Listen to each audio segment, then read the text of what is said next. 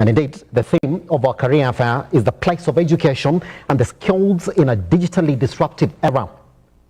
We come to you live from Chandaria Center for Performing Arts right here at the University of Nairobi. All right, now, let me then introduce the panelists. We're going to put this conversation in a proper focus. And you can also be online at Lookuptv across all your social media platforms.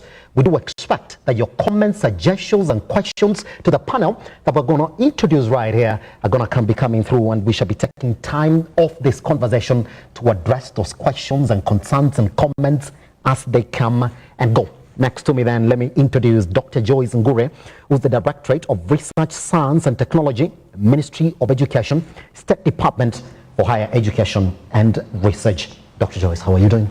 I'm okay. Happy to have you around. Kindly use your microphone. Thank you. Happy to have you around, Dr. Joyce. Good. Next to her, then we do have the Dean of Students, Nairobi University, John Kenya. How are you doing, sir? Fine. Good morning, audience. My name is Johnson Kenya. As Siba said, I'm the Dean of Students and also in charge of Career Services here at the University of Nairobi. That's it. Thank you very much. All right. We continue with our introduction this morning, and I will jump all the way to my far left this morning, where we do have Solomon Abiso Wanyama from the Higher Education Loans Board. How are you doing, Solomon? Fine, thank you. Happy to have you around. Good. Let's then go on and introduce our last guest this morning, who's Dr. Bethy Kiratu, who's the Acting Academic Programs Leader, Open University of Kenya. How are you doing? Hello, I'm fine, thank you, and hello everyone. Thank you. Happy to have you around. So let's then jump into our conversation, and for the sake of where we are this morning, I'd like to begin with John Kenya, who's the Dean of Students right here at Nairobi University. I will start like this.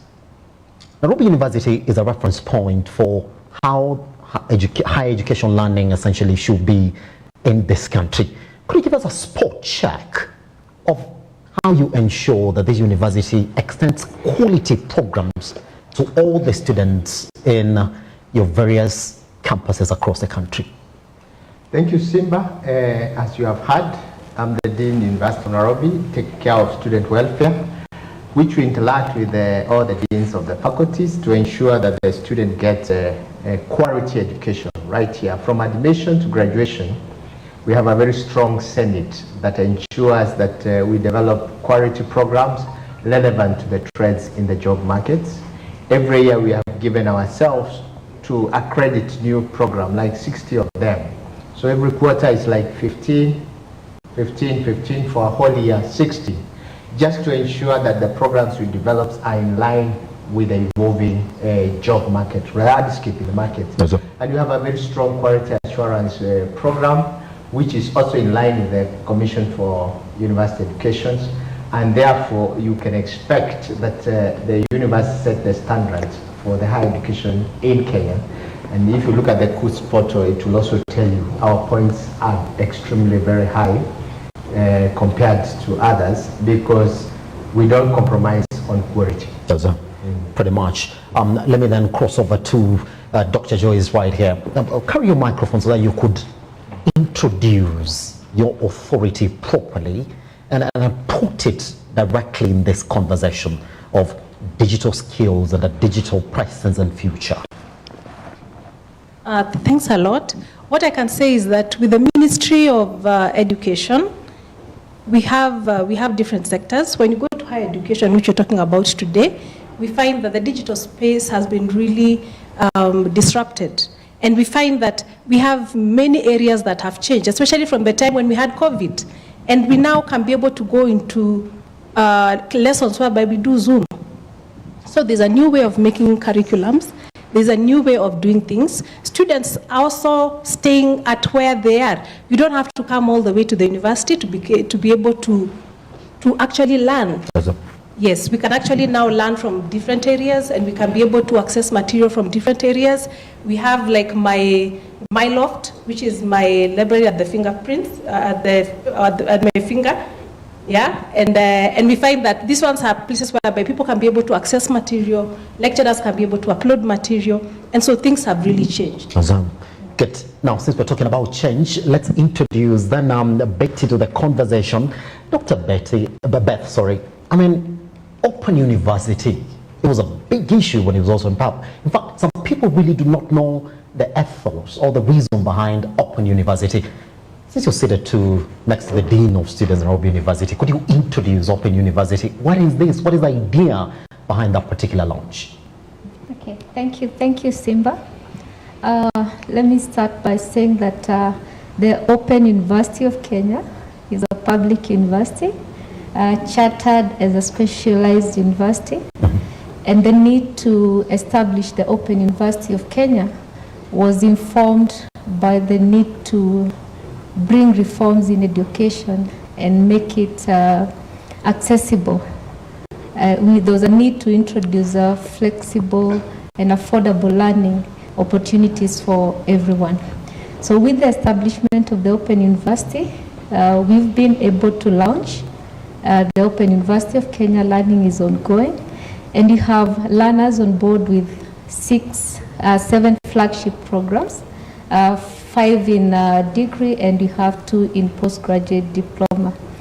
And the Open University has brought a new dawn in the Kenya education system, where learners are able to access education in a flexible, affordable, and all-inclusive way. In the sense that we allow our learners to go on a self-paced learning model, where they can take their lessons at their own pace. And the beauty of the Open University of Kenya is that we've broken the traditional barriers on admission to the university. Yes. We recognize prior learning, and we also recognize training at the workplace. That's it. Thank you. Pretty much. I'll be coming to you, so we look at how spatial your programs are in this particular conversation. Solomon, your introduction is actually just going to jump right in to the conversation we're having this morning. I mean, when we talk about help, the bigger question that every other person listening to this morning we want you to answer as your introduction: do we have a new help in this new government that we are under? How have you changed, especially when it comes to funding students when looking at you to go to university to learn? Thank you, Elijah, and thank you, viewers, for that question. Solomon Abiswa Anyama is my name, Senior Credit Officer, Higher Education Loans Board. Perhaps I attempt to respond to your question by giving you a brief history of Higher Education Loans Board. Before it came to being in 1995, what was happening? Our fathers were going to schools, they were getting some form of financing from government. All the way from 1952 to 1974, they were getting grants from government to go to universities. Then come 1974, they started getting loans through the parent Ministry of Education. Come 1995, we were formed through an Act of Parliament, Cap 213A, that established Higher Education Loans Board. From then, we have been giving loans, bursaries, and scholarship to university students. From the inception, we have given loans totaling to 162 billion to over 1.4 million Kenyans, and we have recovered.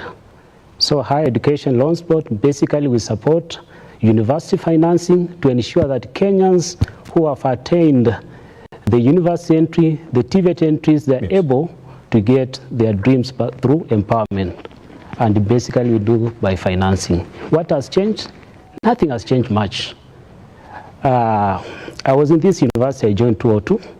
We are getting help. The fee was 16,000 tuition, where you are to get money through applying from help, or you pay by yourself. The government was giving what we call capitation. Ideally, that capitation was a straightforward thing.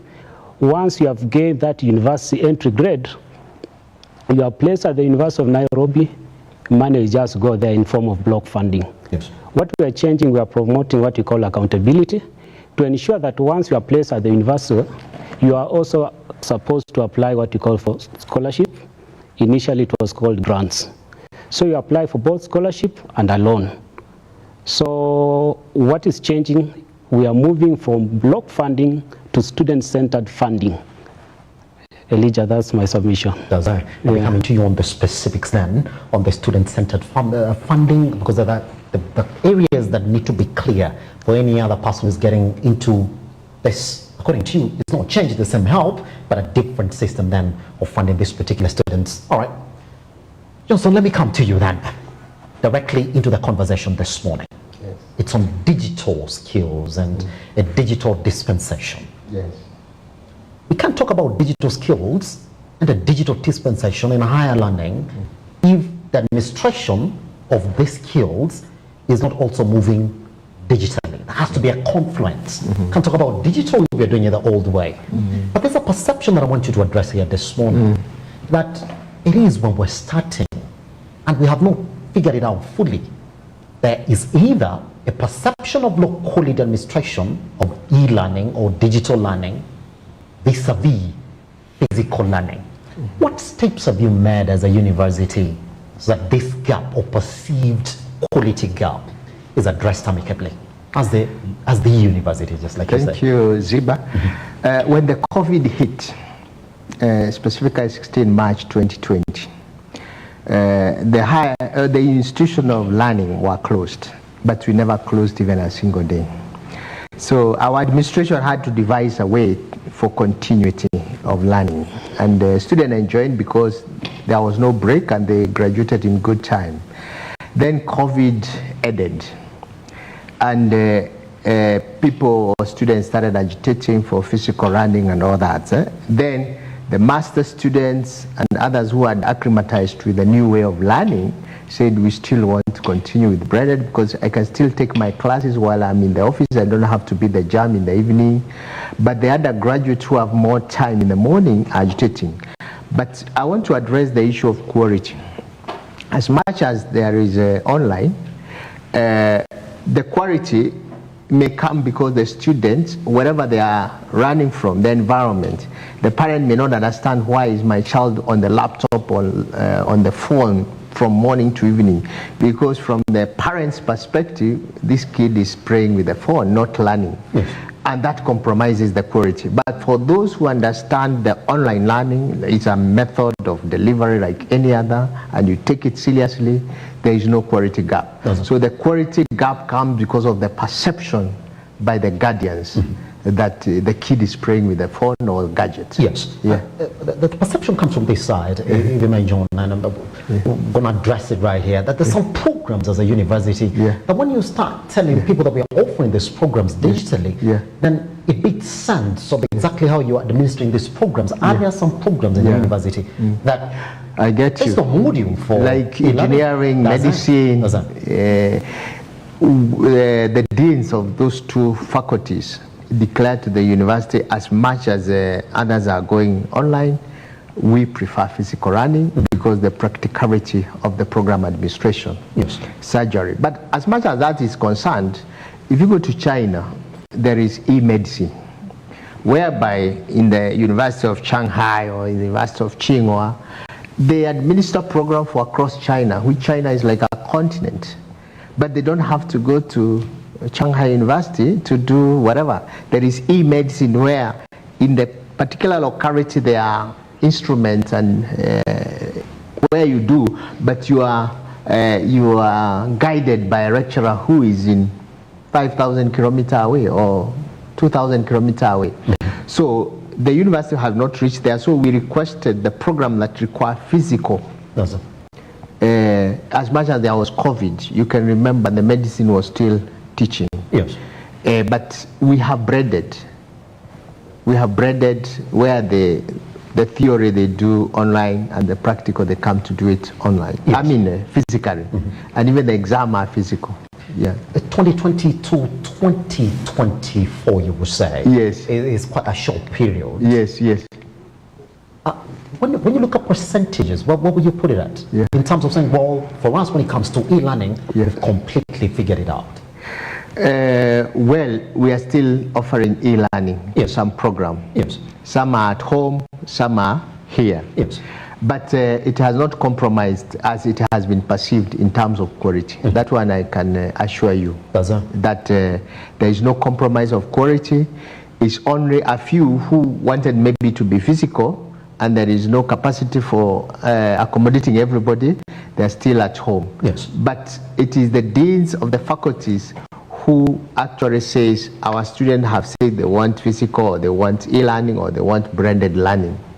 And the university is a democratic institution where there is a freedom of expression, and we vote those things in the Senate, and we say, as much as for, as for those who are for online, say we want online. For physical, say physical. For those who want branded, and that decision is made at that higher level. Yeah, and the student, if they are not satisfied, they come and say, no, the decision that was made on our behalf, we are not comfortable, we want physical, and that decision is looked at and it's accepted. Dr. Beth, yeah. I want to come to you as well on this particular issue for administering programs online. Open University of Kenya was perceived as a game changer. When you look at the reasons behind launching it, you wanted to cut the limits in education. Is e-learning an area that you stress at Open University? Thank you, Elijah.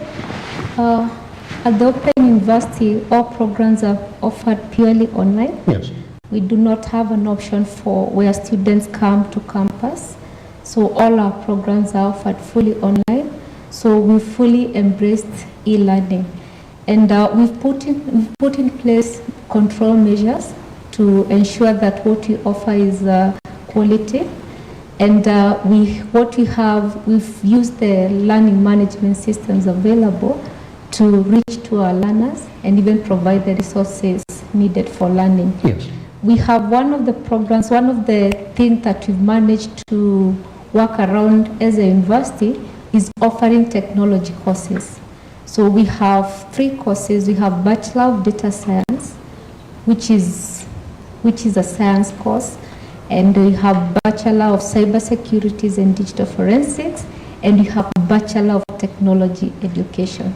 So for these 3 programs, which are purely require practicals, we've adapted what we call the virtual labs.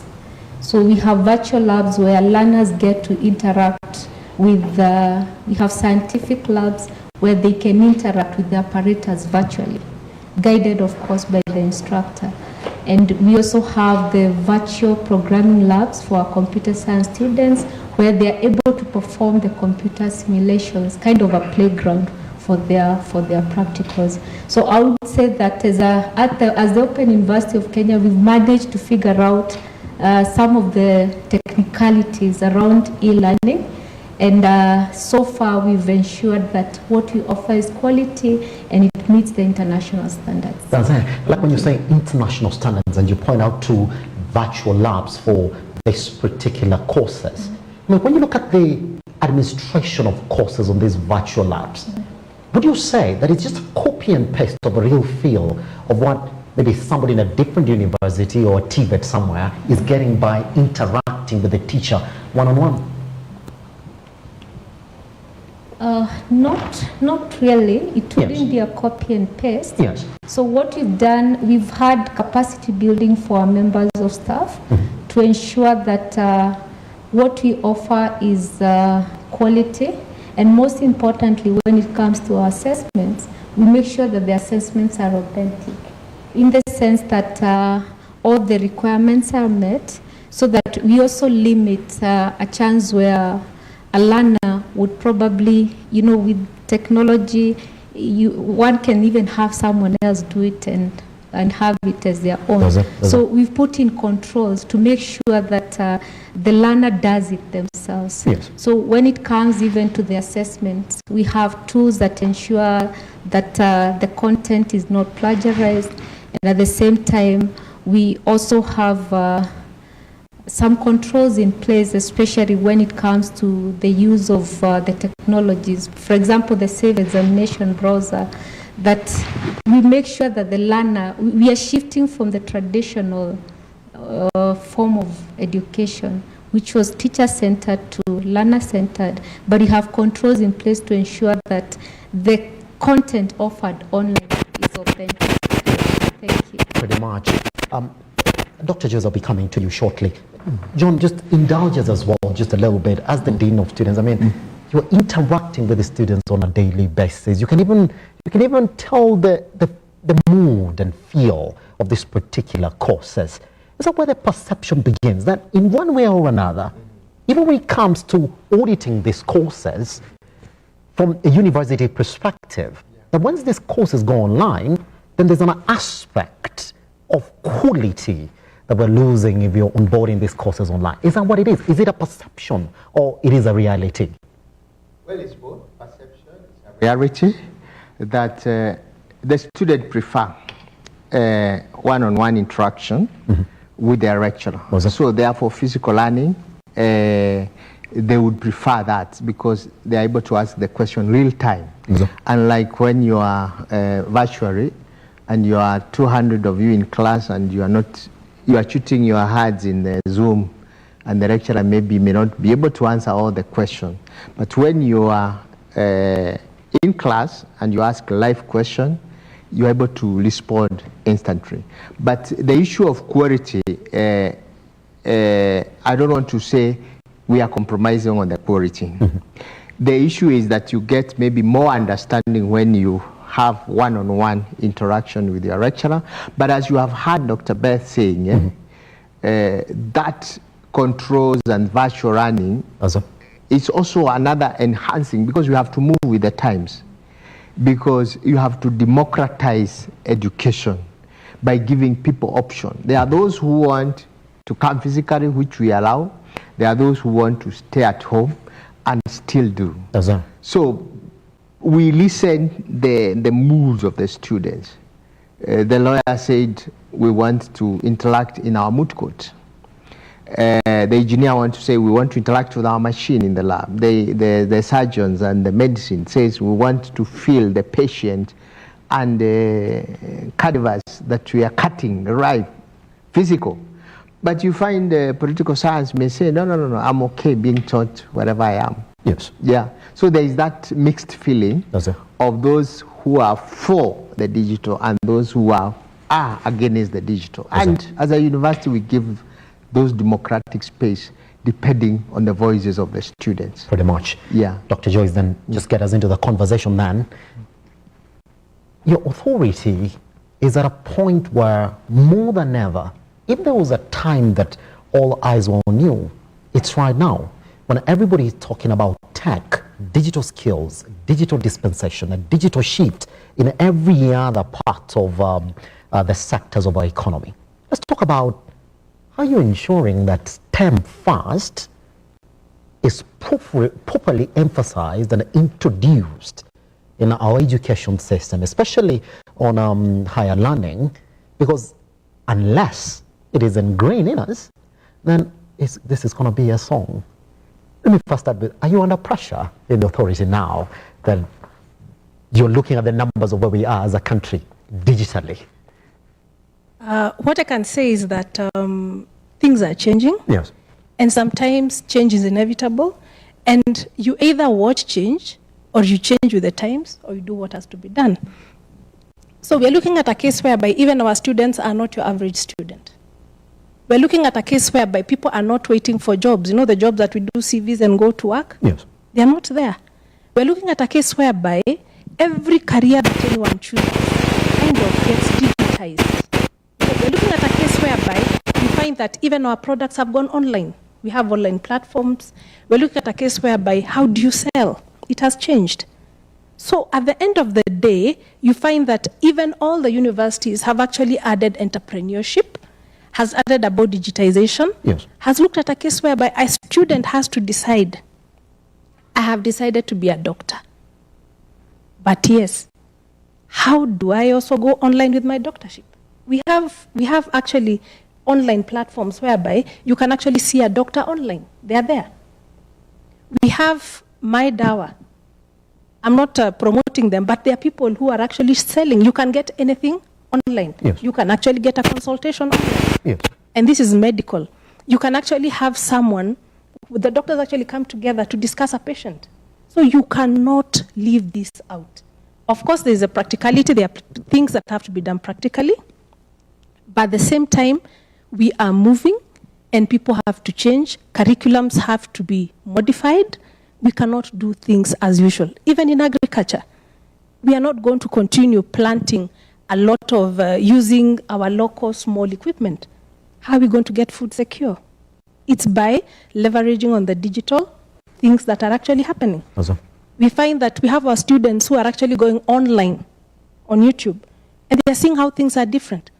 Even the lecturer has to be different now, because a lecturer will be asked a question by a student, but I saw this in the US. With your old notes which are yellow, how are you going to answer that student? So things are changing, and there is no way we shall stay the same. Does that? Yes. So one of your mandates as an authority is to provide funds for research. And I know that majority of the applications are coming from majority of these universities. They've got bounds of research they would like to be enabled to conduct. Would you say that now, more than ever, you're more skewed towards research around digital skills? What is happening is that in the ministry, we have the Directorate of Research, Science and Technology, which actually has the National Research Fund, which is supposed to be given 2% of the GDP of the country to give to the lecturers. We have tried, that has not happened, but it's because of the priorities. But what I'd say is that the government would like to prioritize research, science and technology and innovation. It is in our interest to prioritize that, because that is the only way people actually go to the Silicon Valley. But we have a bit of constraint, because at the end of the day, we are told there's a hungry child here. We have to go to some medical issues. We have to build a hospital. Those are the constraints we have. We're looking at a case whereby our education system, some students are not even housed. Are they going to land under a tree? So those are the little constraints we have. But I can assure you that we have the STNI Act, yes, which actually clearly says that every researcher needs to be funded. Why do we need to fund our research? It is important because we shall be looking at our own issues, not donor-funded issues. Because yes, lecturers, they can tell you they get funding from donors, but the donor will tell you what to do. But we want to look at research for our own personal issues, yes, which can be able to look at our needs, look at our issues, look at our challenges. And that's why we say we are trying. I will not say we have delivered, but we are now trying to go and train our researchers and telling them, as much as you get donor-funded research, divide your research properly and have something that you can be able to meet some of the challenges that we have. And also we are trying to enlighten them that from the product, from the output that you get an innovation, yes, that you can be able to protect. Let us not give everything like we used to before. And then these are the things that are going to actually meet our challenges and meet our needs. And we are supposed to also know about our right. How do we protect our product? That's our research product. Yes, pretty much. I've got direct questions to you by then. There's just a couple of them they're going to look at. People are asking you, how is it possible that we do not have a Kenyan phone to date, fully and assembled in the country? I'll be coming back to you on that. And also your work on the county levels as well, because it's part of your mandate as well. Solomon, go back to you as well. Somebody said that the funding has changed. The system of funding students as opposed to funding universities. And John will be answering that shortly on whether indeed funding universities would continue and what students are saying about this new system. But then there's a special question here for you, in this sense, that yes, you're funding students. A majority of them are coming out of these universities with proper skills. But then when we go to the job market, it's something that even our government is admitting currently as it is, that we are struggling to onboard all the graduates from the market. So here's a case where you fully funded this student and you really used a lot of money and you want it back as well. Because part of your mandate is that when you fund students, you need to get it back as well.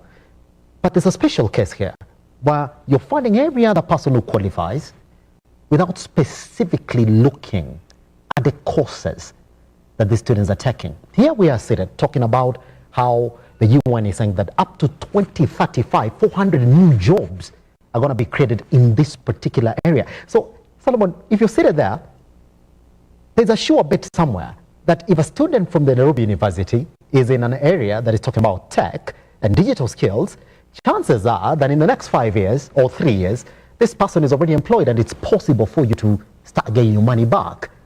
Is that something that you're looking at? That maybe now we've changed this funding system to funding the student as opposed to the university, but which student? What are you doing? Because you're losing money, aren't you?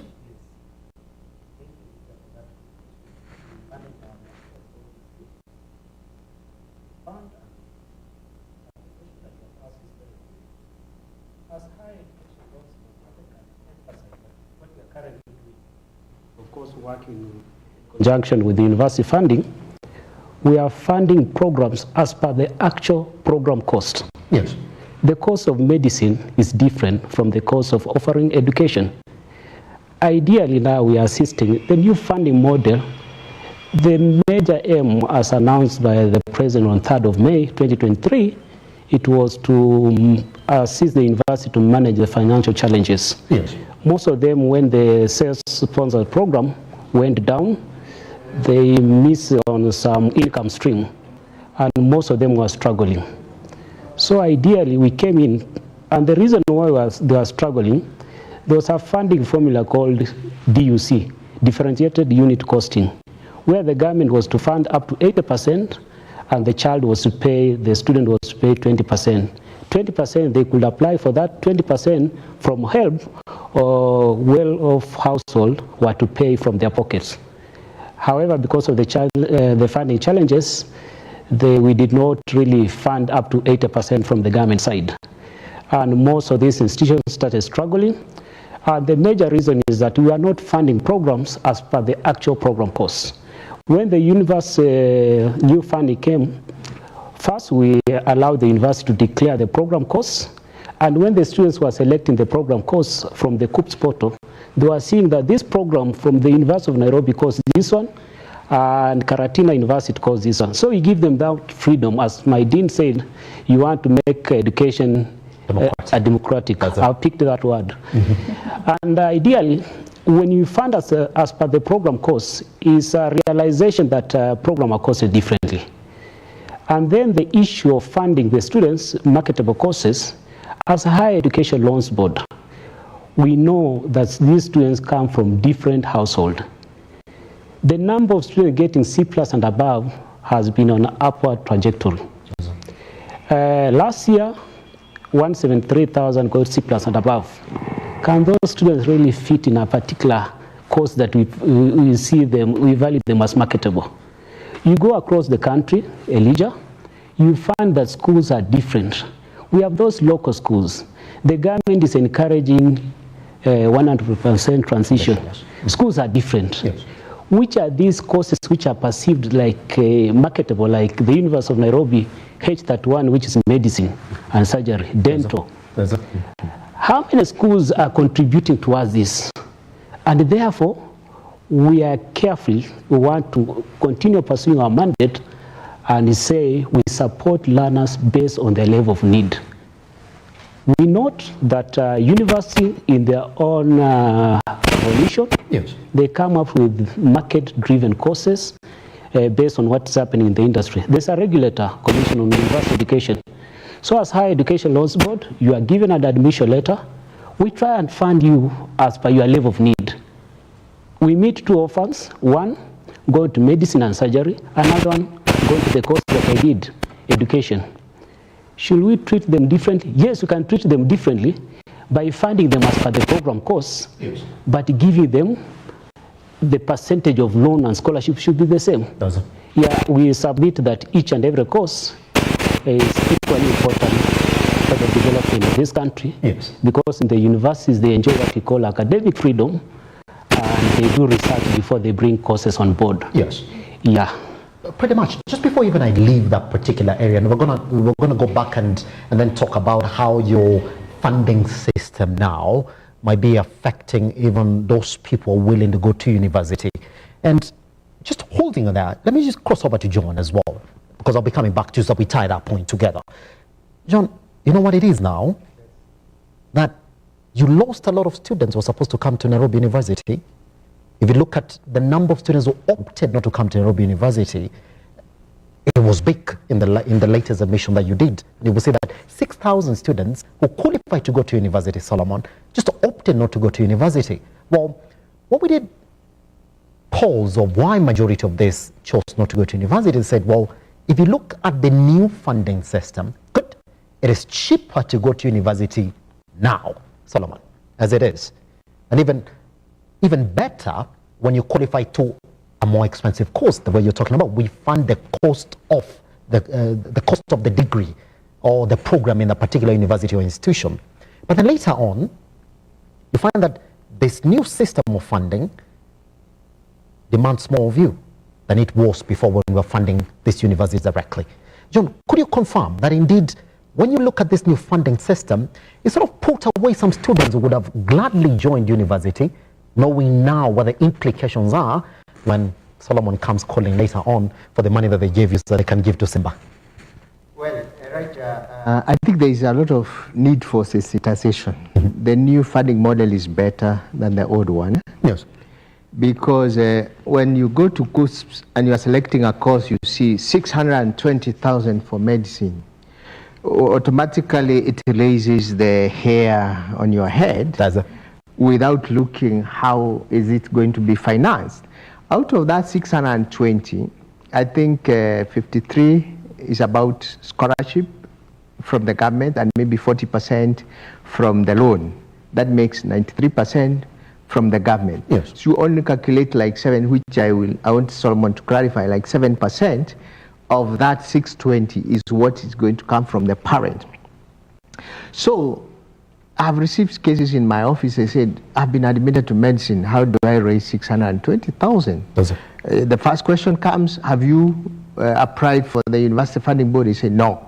Have you applied for the help? I tried and, well, I didn't manage. How do you want me to help you? Because the government has already put the money to help you if you don't. So as university, what we did when we were admitting the new first years in September, yes. Because they came without anything, we just say come with a form showing that you have applied for university funding board and a form showing that you have applied for the higher education loans board. With those two, unaingia kwa system without any single coin. Then we wait for the remittance from the government and the help, and then we calculate the balance of what is remaining for the parents to pay. And that balance you can still apply for a bursary with the help and any other sponsor. And your work is to access the higher education having been catered for by either the government or a will wish. Yes. So I want to demystify to the new people when they see the big figure on the CUPS website and they wonder, where will my parent get this amount of money? Yes. I think the government has already figured out the aid from the beginning. Eh? Mm-hmm. And students should not worry about the fees. Just focus on your program, if it's medicine, if it's engineering, computer science, geology, or whatever. Yes. And then leave the other, whatever, to be advised. But I request our sister organization to do more sensitization on how do I finance my higher education. Pretty much. That's where you come in again before I cross over to Dr. Beth this morning as well. That indeed, on paper, fantastic. But when people got to sit down and study, and Solomon, you will be either confirming or denying this morning, that even the cost now of majority of these quality courses that we're talking about here in medicine, in tech, in digital skills, that later on, once you start paying back now, this money that the government is giving you on a need cases, you'd rather go to a private university. It's about the same now. Yes, the new funding model allow me, because the dean requested. Yes. First, is student-centered. Students come from different socioeconomic background. Yes. Our households are not different. They are different. Households are different. We are not the same. So we promote what we call equity and access to higher education. How are we doing this one? When these students apply, first, they go to the portal, they see the program, they decide It's something we're encouraging even the family to discuss as they select the course. To avoid a situation where you opt for one university, we fund you, then the next thing you are feeling you want to go to another university. So it's a decision where parents and learners are encouraged to discuss before they settle on a particular course based on merit. And once they come to us, we allow them to apply. Since we opened the portal, we have put a very lengthy application period. It has never happened before. They started applying in September, August, they are still applying even now. The reason for that is to allow every Kenyan a chance to apply. Yes. The program, when they apply, we check your family background using various parameters, what we call needs testing instrument. It's just an allocation criteria. Yes. We measure the level of need, and then we rank you and we classify you in 5 bands. Band 1, they receive 70% government scholarship and 25% loan. And the household contribute 5%. 5%, yes. Mm-hmm. Come to band 2, they receive 60% scholarship, 30% loan. So the government is funding band 2 up to 90%. The household are contributing 10%. On a graduated scale up to band 5. And then besides that one, we are giving these students upkeep. Different, which is not factored as a result of program course. You have band 1, they get 70% and a less loan burden. We believe that these are social intervention. These students from poor families, once they graduate, they go back and start fixing their homes. If we load you with a heavy loan burden, sometimes we may jeopardize why you went to school. Most of us, because of black tax, really you find that if you are firstborn, you go back and start fixing your home. Okay. So we lessen the loan burden, yes, but you receive proportionate scholarship. So I'm making it possible for a very poor child who has selected a course like University of Nairobi, Medicine 543. We are giving 70%, 25%, and a household 5%. That household also, we are given 60%, 60,000 as upkeep. Yes. So ideally, yes, I agree, there's need for sensitization, because most of them, when they are seeing those figures, they could not figure out how they are going to finance. But we are financing these students, we're intensifying sensitization, we have had online meetings with the universities, dean of students, and they're encouraging these students to apply. And then another positive thing from government, when these students were being admitted, there was a directive that you admit this student without asking for something, pending application of loan and scholarship. Yes. And therefore, in my own submission, I believe we have taken care of very needy cases, yes, who ideally could have missed out. A departure from the old system where we come here in this university.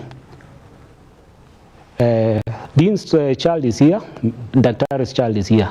They come from different backgrounds. They get the same fee structure, they pay, and even the source of the fund is not differentiated. So the new funding model is encouraging that people who are needy, they should be given proportionate support, yes, to ensure completion. Because if you find someone and then drops along the way, that one is wastage, because there's already government resources, yes, spent on that particular child. Pretty much. Yeah. I'll be coming to you on that. It doesn't get easier for you, but there's so many questions that are guided to you. And I will sort of hint into the next question that you have to answer. That in this country, the education system is sort of social, where you have churches sponsoring kids to private schools and universities. So when it comes to deciding who is needy, we would like to know how help essentially goes and says, yeah, Simba is needy, Simba is band 1, John is band 3, all the way up to the end, because the people are pointing gaps in the system. We'll come back to you on that. All right, Dr. Beth, let's talk about your programs then. And it's a good thing that Open University is stressed on what we're talking about here today, especially those 3 areas that you're stressing on digital skills. If you look at where we rank as a third world country that wants to get into the middle income economy zone, they say we're making steps. And launching that university is essentially a step towards achieving that. But a particular program, they said that we have to compete with international standards. The curriculum that you do have right there at the Open University for university that was launched in this century, I'd like to think it's up to standards. Could you buy us into the creation of your curriculum? Is it market driven? Thank you, Simba. We went through a rigorous process while developing programs for the Open University of Kenya. And what we did, we brought in expertise in the different areas of specialization. And we put in a lot of work to ensure that the programs that we developed were meeting the needs of the market. And most importantly, for all the programs, the 7 programs that were developed, we started with a needs assessment.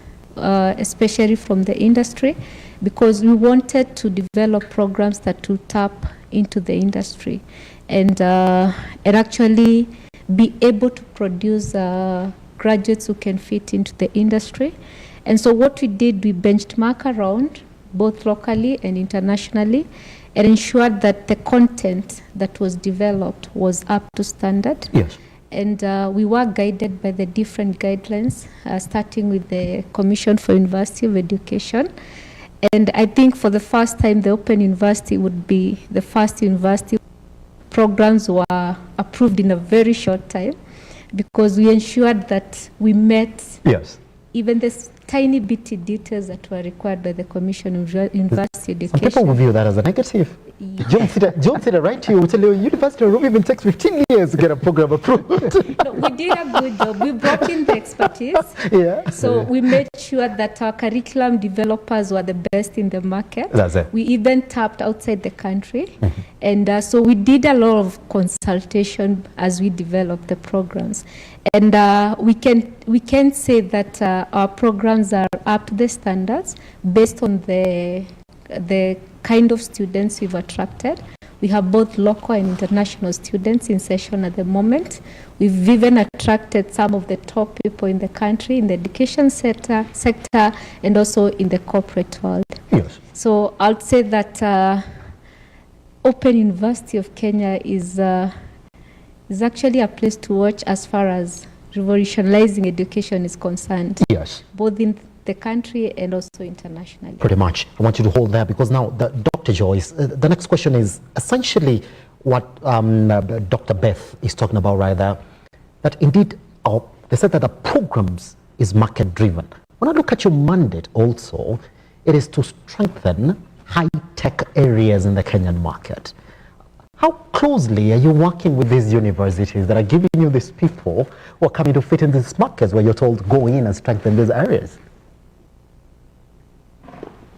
Thank you, Simba. That's it's a bit difficult. Yes. Because to be honest enough, sometimes when we do curriculum in the universities, we're supposed to work with industry. Because industry is the one that can tell you, this is the kind of person I have. Does it? Unfortunately, industry has been complaining. Sometimes it's good to say the truth so that we can be able to know where the issue is or where the rain started to beat us. Does it? Some of our programs need to be streamlined a bit.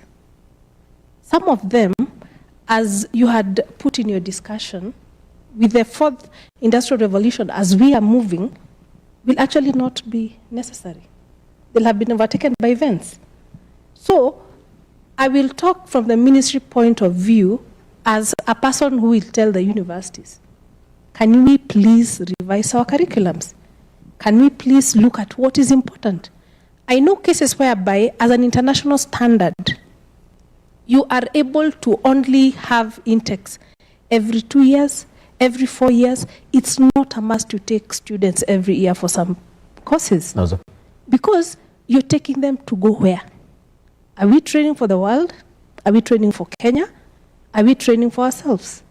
And now that's where we have to look at ourselves and say, are we doing curriculum with the student in mind? Are we doing curriculum with the country in mind, with the socio-economic development? So what I can say, it's something that we really need to look at. We have many institutions, we have QE. So even as they approve, I think we also need to sit down, have a forum within all the sectors, and go down and see what is important. Now, Dr. Beth, that's when I come to you. But we said we're going to keep on taking it back and forth. You know why John is proud? Sitting right there next to you. That there's a reputation that the University of Nairobi, and I have to say that because you say, you don't just even say the university. There's a meaning behind that. That you don't have to go very far for you to know. Even the learners there know that when you go to the Nairobi University or the University of Nairobi, it is good in ABCD. There's some universities across the country that have just got a proper reputation when it comes to their market approach to some courses, without mentioning names. For a university that was just launched, for lack of a better word, I would say the other day, what do you want to be good at? What do you want to be good at? When you look at the Open University of Kenya, it is good at what specifically? Because the question has been thrown to a lot of these institutions. And you can't be good at everything. With these investments and research, it's got to be directed to a certain area that you want to coin your institution under. What do you want to be good at as an Open University, okay, in this conversation for digital skills? Okay, thank you, Simba. The Open University of Kenya, soon we're going to have 2 universities in Kenya. That's it. Oh, John, you have contested. Reason being, we are both unique. The Open University of Kenya comes in as a special university, and we seek to demystify e-learning. There are so many questions that have been asked in the past on the quality of e-learning education. So as the Open University of Kenya, from inception, we made sure that we ensured that the quality was preserved, that there won't be a difference between a learner who went through the traditional brick and mortar university and a learner who goes through the Open University of Kenya. Yes. And the difference that we bring in the university education system in Kenya is to start with the flexibility that we offer as the Open University of Kenya, where learners are able to study from anywhere in the world. When the President gave us the charter in August, he said that even the Maasai back herding his cattle in Samburu will still be able to attend classes, which was not the case with the traditional university. And so we offer flexible learning, and we also take learning as a lifelong process, where we are not limited by age. It's a continuous process, and we actually opened up admission to those who are limited earlier on by the limitations that were there. We had admissions were limited by a certain number.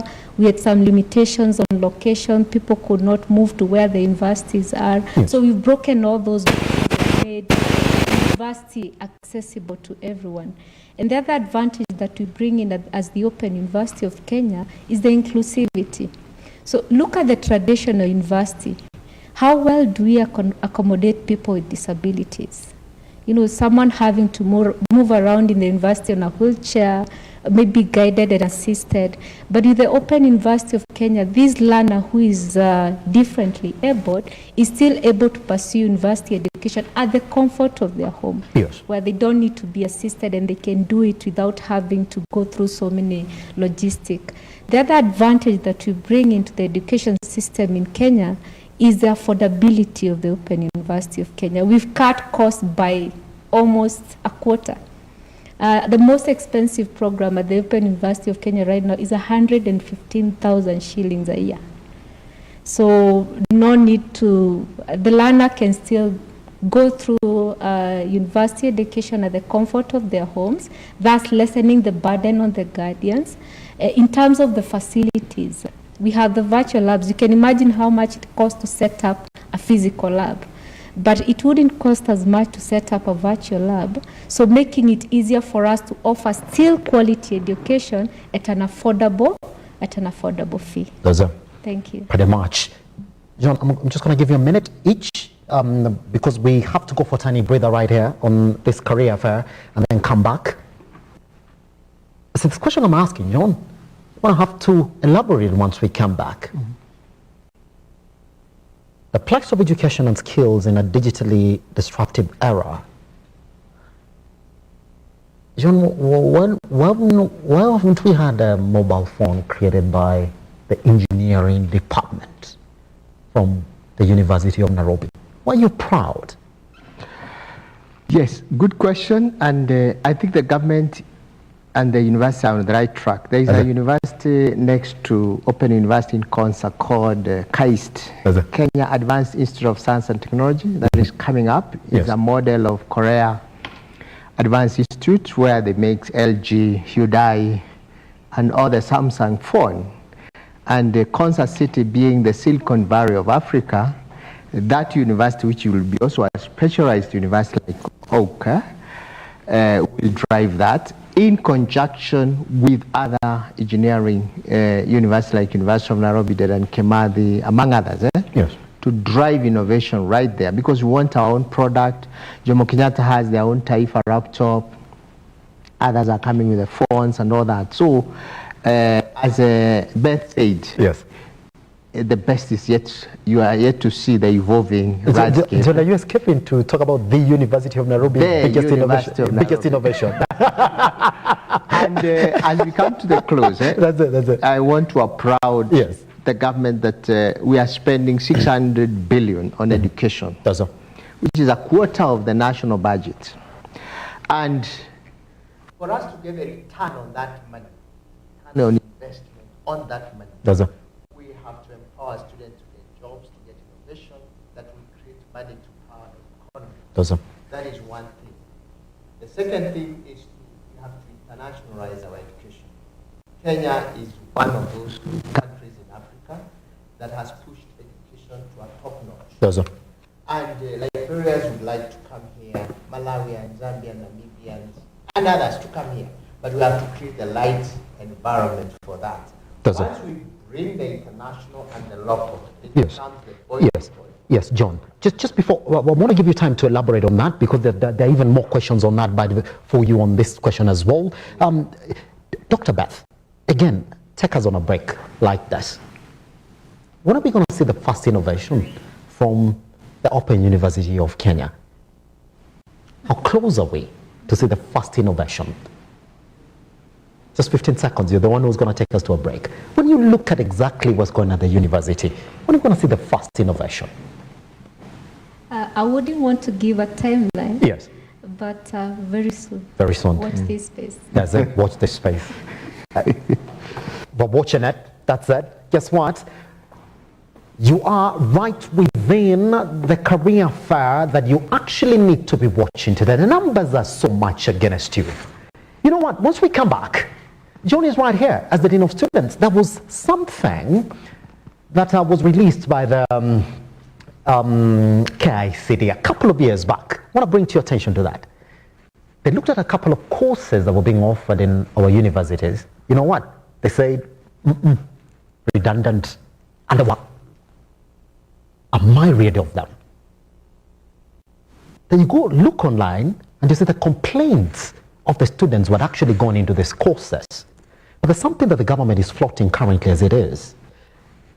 It's not okay for universities to go in and offer diplomas and certificate courses to students. Let's leave that to TVETs and colleges in the country. That proper distinction. It's a good thing John and Joyce are seated here. John, are you worried that you're going to be losing a couple of students in just a couple of days? And what is your stress on diploma and certificate?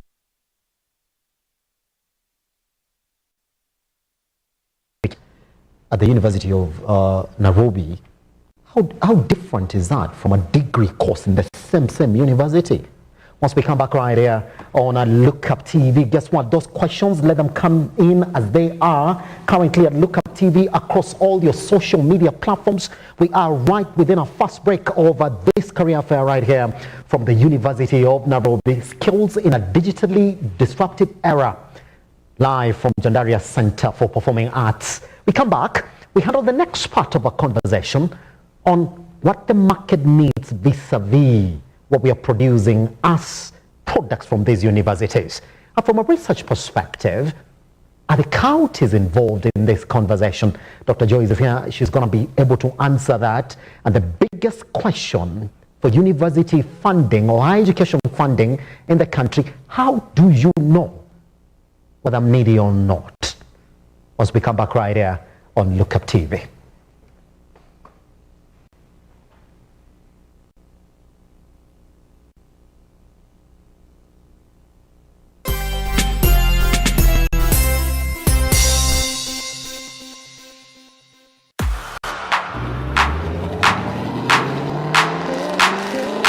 Lexus NX 200T. I want to tell you something about it. This car shares a platform with the Toyota RAV4 and it was produced first in the year 2015. It also has an automatic tailgate that you just press a button and the tailgate will come up automatically. So the fuel tank capacity of this car is around 60 liters and the fuel consumption is around 12 kilometers to the liter. That means that if I come from the CBD, I can make it to Parklands with 1 liter of fuel. And there's also this pad over here. It's like a mouse. You rest your hand on this part over here and control whatever is on the screen.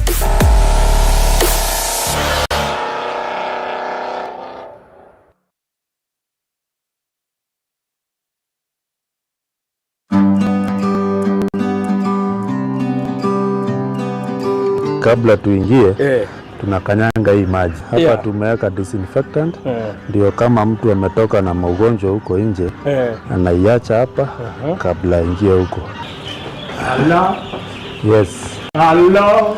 Sasa hapa ndio vifaranga wanafika wakiwa siku day old. Hii structure inaitangwa brooder. Ani sijajionea hivi. Kitu ya kwanza, kuku wa broiler wamewekwa kwenye nyasi. Hii ndio tunaita pasture raised chicken. Na hiyo kuku tumeilea bila madawa sababu azola iko na immune properties za kutosha zenye zinawezesha kukinga na magonjwa.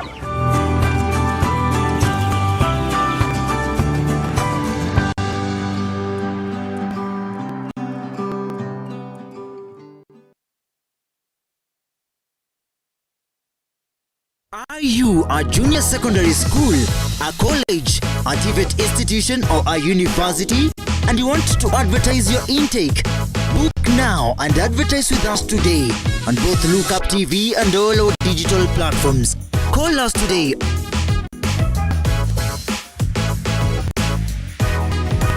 or email us on sales@lookuptv.co.ke.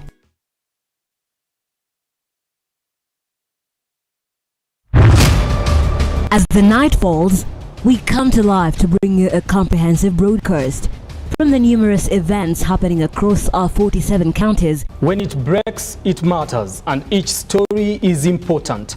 If it's Thursday, join me, Nancy Lima, and my able panelists as we break down the law jargons and analyze the Constitution in a way only you can understand.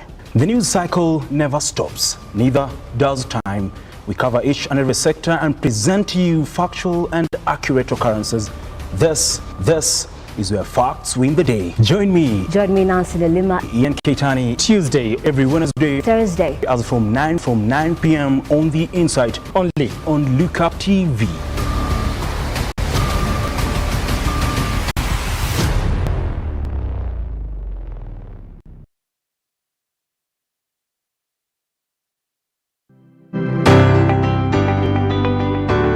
If you want to have a proper outlook of the economy,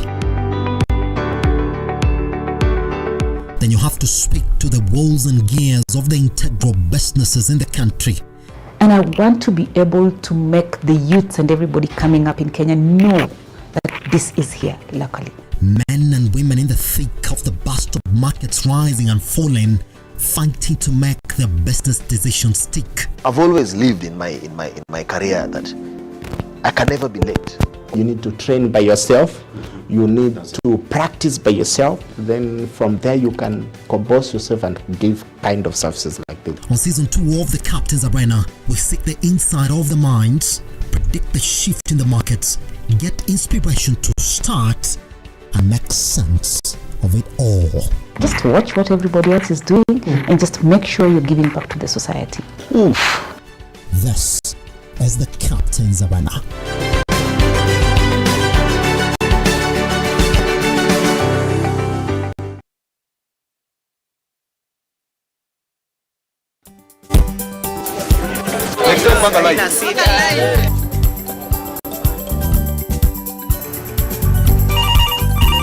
Tere, mambo ni mawili, kufikisha, kumwaga na kurudi. Kulala ni mwaka mpya.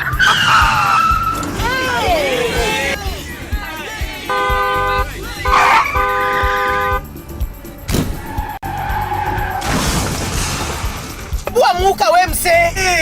Nini mbaya? Wewe kwani wani vile dereva anaendesha gari vibaya, lazima tususe. Anaendesha gari na kwa simu the whole time, hata angalia barabara.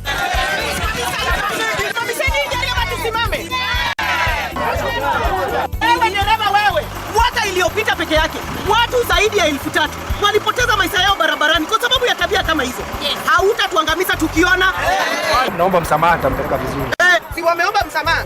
Sasa tuende tusafiri kwa mwendo wa aste. Dere Smart hufikisha abiria salama. Ujumbe huu umeletwa kwako na NTSA kwa ushirikiano na European Union. Nashukuru sana kwa tatua tatu. Kama hizo pesa zinaweza fikia walemavu kama sisi, lazima watu wabarikiwe. Maisha imekuwa mbaya sababu nilikuwa nafanya kazi kwa klabu nyingine inaitwa Suitable hapa town Lika. Sasa wakati corona iliingia, hiyo vilabu ilifungwa. Kwa hii Sakura mimi nimeshukuru sana. Nashukuru sana. Nasema mubarikiwe mpaka watu waboeke. Leo nimefurahia sana kwa sababu hata tupati chakula nyumbani. Leo nimefurahia hata mama akiwa nyumbani ndampelekea furahi. Asante sana tatua tatu na tutaanza kucheza na tutazidi sana pia kucheza.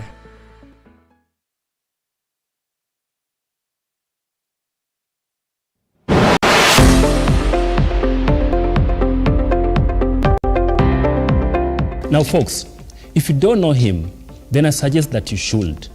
He is controversial, crazy, quick to anger, quick to slap, ever smiling, and extremely hilarious. That's right, folks. And that's none other than Mumias East MP Peter Salasia. Ouch, ouch.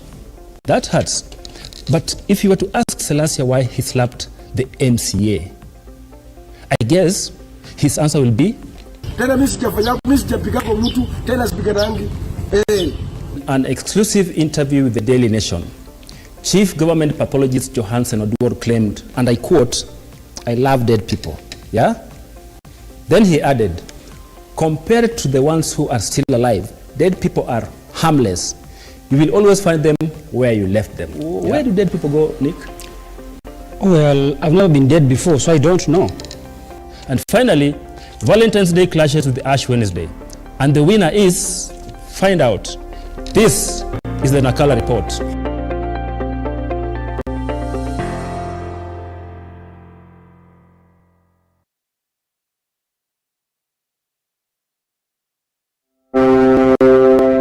Lookuptv welcomes you to attend the first career fair themed The Place of Education and Technical Skills in a Digitally Disruptive Era.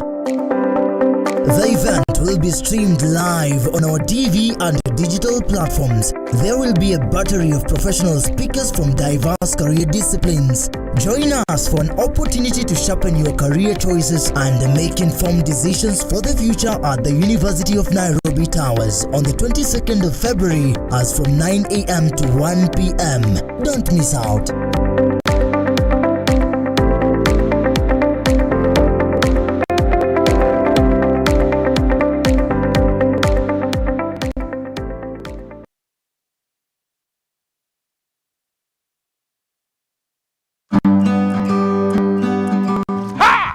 Kipindi ni ukulima ni mali na manjoro. Kumbuka hapa ndipo unajifunza mambo mengi kuhusu ukulima.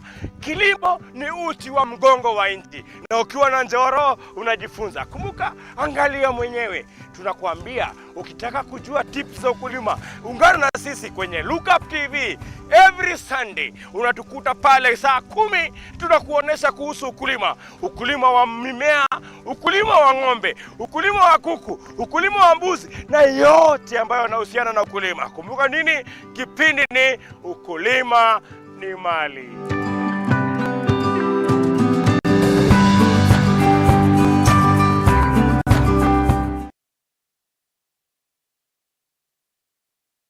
Are you an SME looking for a media partner?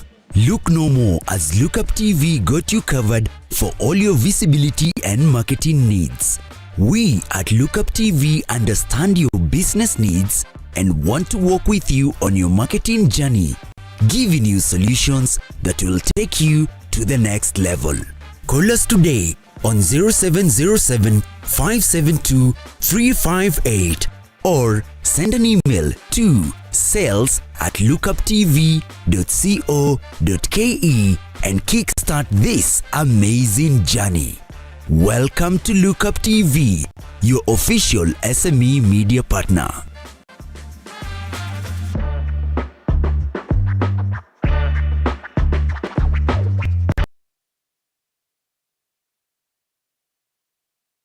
How do you start your engine when it is time to drive? Are you a first-time car buyer or want to upgrade your wheels? Do you know your car brand? Is it powerful, stylish, or does it turn heads as you drive past? Well, let's get to know all about wheels on the Daily Drive Show with Ian Otieno as we review all automobiles inclusively, specs on powertrain, interior, exterior, and pricing.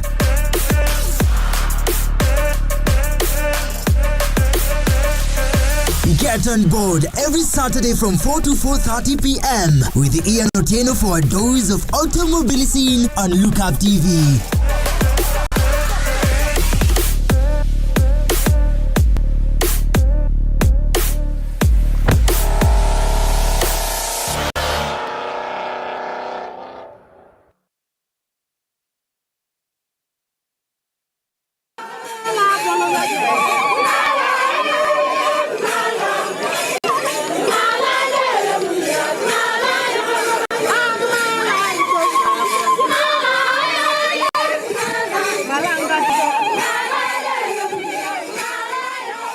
Changamoto zetu ni mingi sana. Wewe unaona hata hii jua yetu vile ni kali. Unaona vile maji ni shida. Saa hii water tables zimeenda chini. Mifugo yetu tumepoteza kwa sababu ya hii ukame.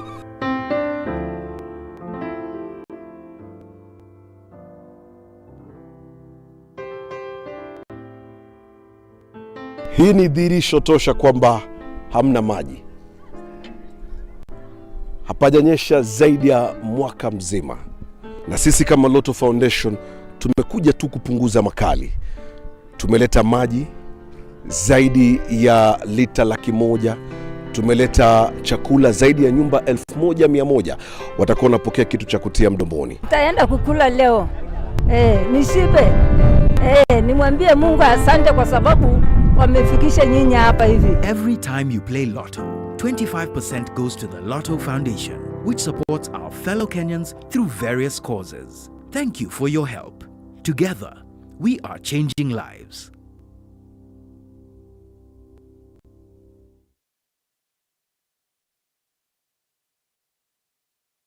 Are you a junior secondary school, a college, a TVET institution or a university and you want to advertise your intake? Book now and advertise with us today on both Lookuptv and all our digital platforms. Call us today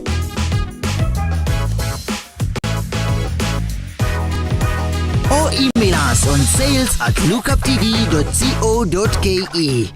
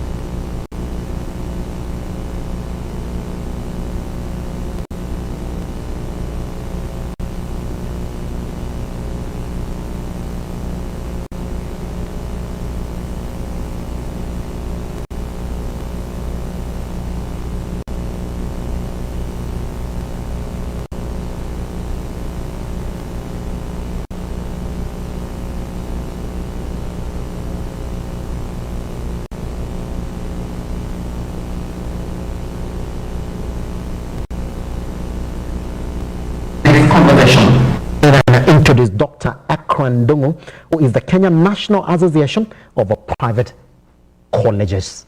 Dr. Ekra, how are you doing? Good. Is it morning? Yes, still morning. Is it? Good. Good morning. So here's where I want you to come in, because we've really gone through this particular conversation up to the point where we're asking, when are we going to see innovations that are coming from our colleges and universities, if indeed we're talking about digital or tech education enablers in these institutions? First, could you kindly introduce the association and generally tell us what you're trying to push for in this conversation for higher education learning in the country? Yeah, thank you, and good morning to my fellow panelists and our esteemed viewers. Dr. Ekra Ndungu is my name, the chairperson, Kenya National Association of Private Colleges. Kenya National Association of Private Colleges is the umbrella body of the private TVETs in the country. We've been in existence for over a decade now, and we have been involved even in the shaping the TVET sector in the country, including participating in development of the TVET strategy for Kenya as an association.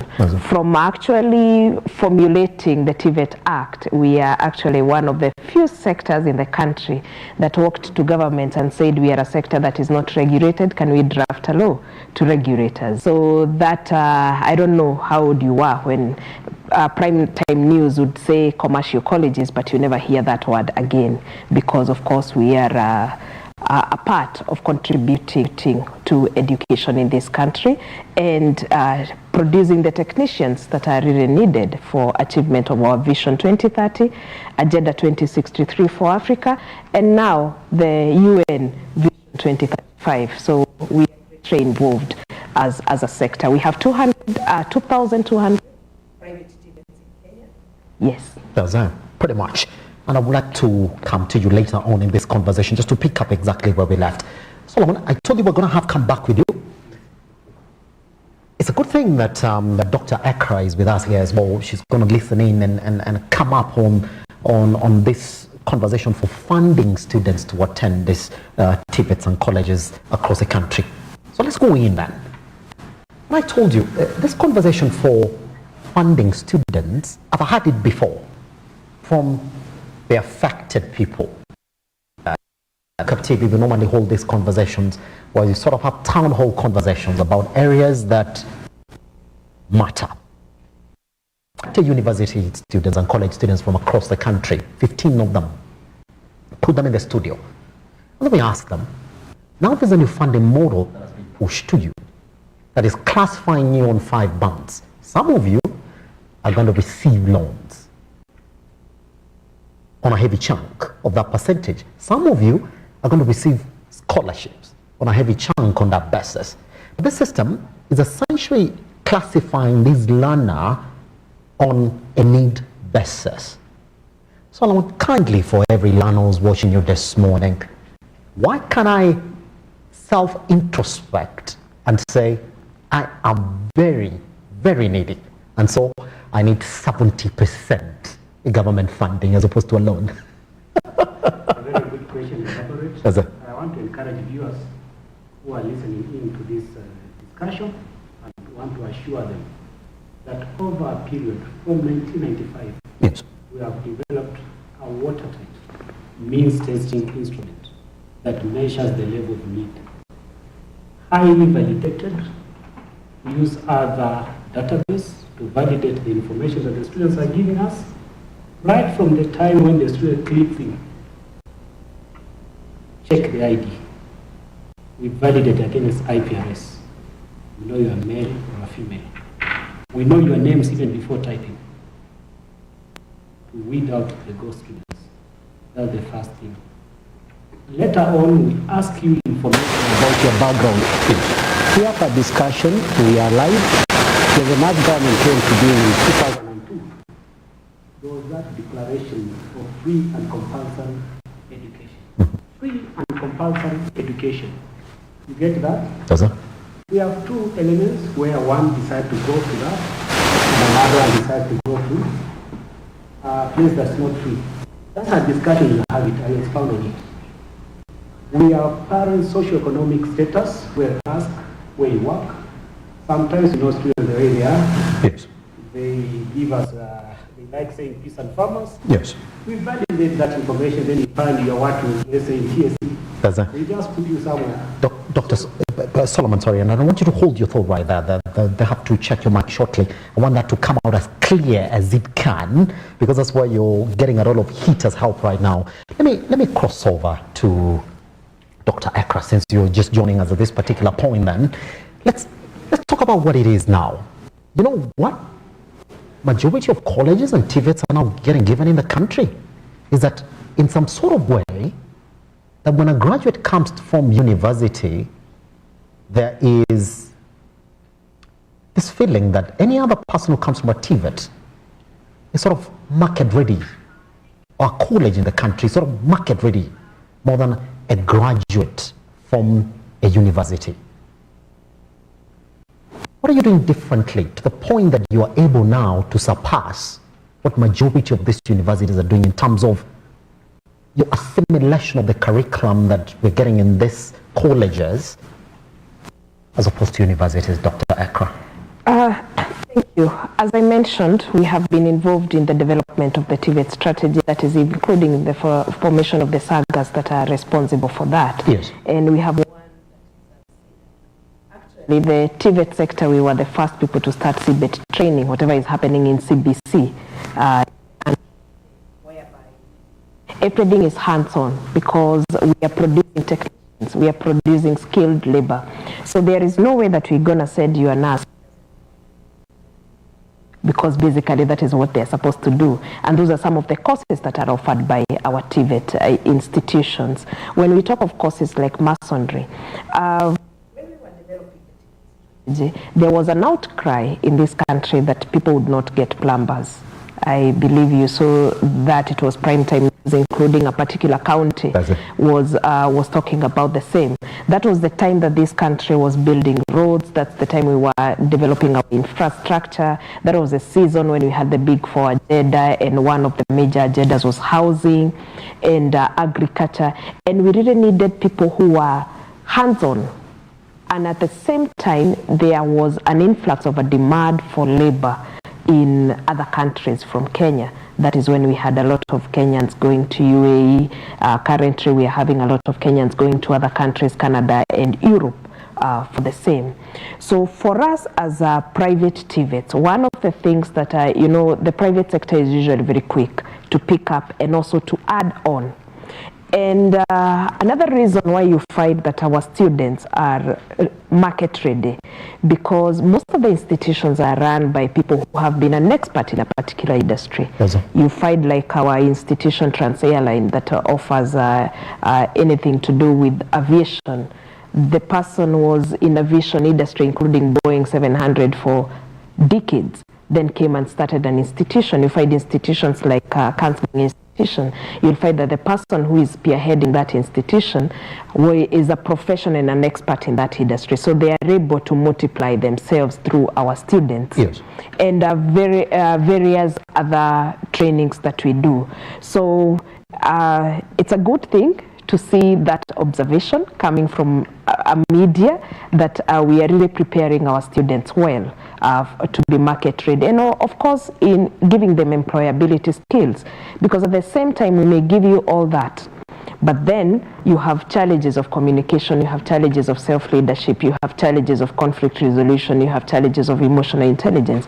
So those are things as institutions and as an association we keep on encouraging our members. That is why even we have a standards committee to keep on checking what are our standards as private TVETs. What are we doing? What did we do good last year? How can we improve ourselves as institutions so that we can be in the limelight? Because we can only do something differently because our brother here does not support our students. They don't give our students funding. When it comes to COOPs, they don't give us students as private TVETs. So we can only enhance ourselves to make ourselves attractive to the market so that with all the support in other areas, they can still choose to come to us. Pretty much. You introduce a spanner in the wheel and I'll be coming on that as well. Dr. Joyce, you know what? This conversation essentially keeps on coming back to you. That even with whatever we're doing over the other side, as the Open University, as a health, as a private college institutions in the country, again, the entrenchment of this particular conversation, again, would follow your institution all the way to the counties. There's a particular mandate that you have, that indeed you have to follow up where the counties are in terms of their research, and even make sure that marginalized groups in the country, especially women who are running small enterprises, are also educated or open to research, especially on digital skills and tech. Have you been able to meet this? And could you give us an update on the counties? What are you really trying to achieve in the counties in as much as this conversation is concerned? And when it comes to marginalized groups, especially women, what advances have you made that you can report to us here today? Okay, thanks a lot, Simba. What I can say is that with the Ministry of Education, yes, we find that there are STEM schools dedicated for STEM. Because you see, you cannot introduce education without first going from the basics. So we find that we have those schools that actually reach the counties. Then at the same time, we have the TVETs. At the same time, we have the universities. And then they are the ones who actually are our eyes on the ground. Because when it comes to when you're introducing education and all this, it actually has to go through institutionally. Yes. Yes, so that you can be able to go to the counties, where you can go and say that how many marginalized people. Because you see, even when we look at the equity and equality, yes, this is something that is also undertaken in each and every institution, be it in the primary schools, the secondary schools, and also the universities and the TVETs. So when all these are put together and we have regional balancing, let's say scholarships are being given. Actually, you find that if your students in maybe Nairobi, sometimes you'll wonder, why aren't we getting? It's because consideration has to be given for everybody. Mm-hmm. So these are considerations that are being given, yes, and they are always done at all times. Yeah. Now that we have devolution as well, in this conversation for entrenching these digital skills and tech research in the counties as well, have they been open to you? What are the counties doing? Because when you look at this entire conversation, again, you'll go back to the single most, the basic definition or division of our country, which is a word, which are found in these counties. Are you happy with what they're doing, and what are you doing just to make sure that this tech and research in tech is essentially starting from the county levels? Yeah, what happens is that sometimes there are innovation fairs. Mm-hmm. So most of the institutions that I can say, there's like the STEM Power project that has been happening. So it's in the universities, though it's something that the universities look for at a personal level. But they are told, don't only use it with your students alone, involve the community. And that's why it becomes a bit tricky when a university is told to only give degrees. Because at the end of the day, there are people who can be in the university, but are not really in the university. And these are the kind of people who are now being incorporated as the community around. Yes. Mm-hmm. So there has to be a space for them where they can be able to learn and they can be able to get something from the university. Because when a university is in a community and it is actually not helping the society, yes, there's an issue there. Dr. Beth, it gets interesting then. I keep on referring to Open University because if there's somebody who has a very fresh curriculum, especially in this conversation of tech and digital skills in education, it is you. That is very fresh, that you know the immediate needs of the market. So let's take a step back and say, how radical is your curriculum? Dr. Joyce is saying, well, you don't have to go to university to get a degree. There's been this question of that colleges and TVETs in this country are releasing skill. You know what? Skill is what the market needs. It doesn't need a degree. It doesn't.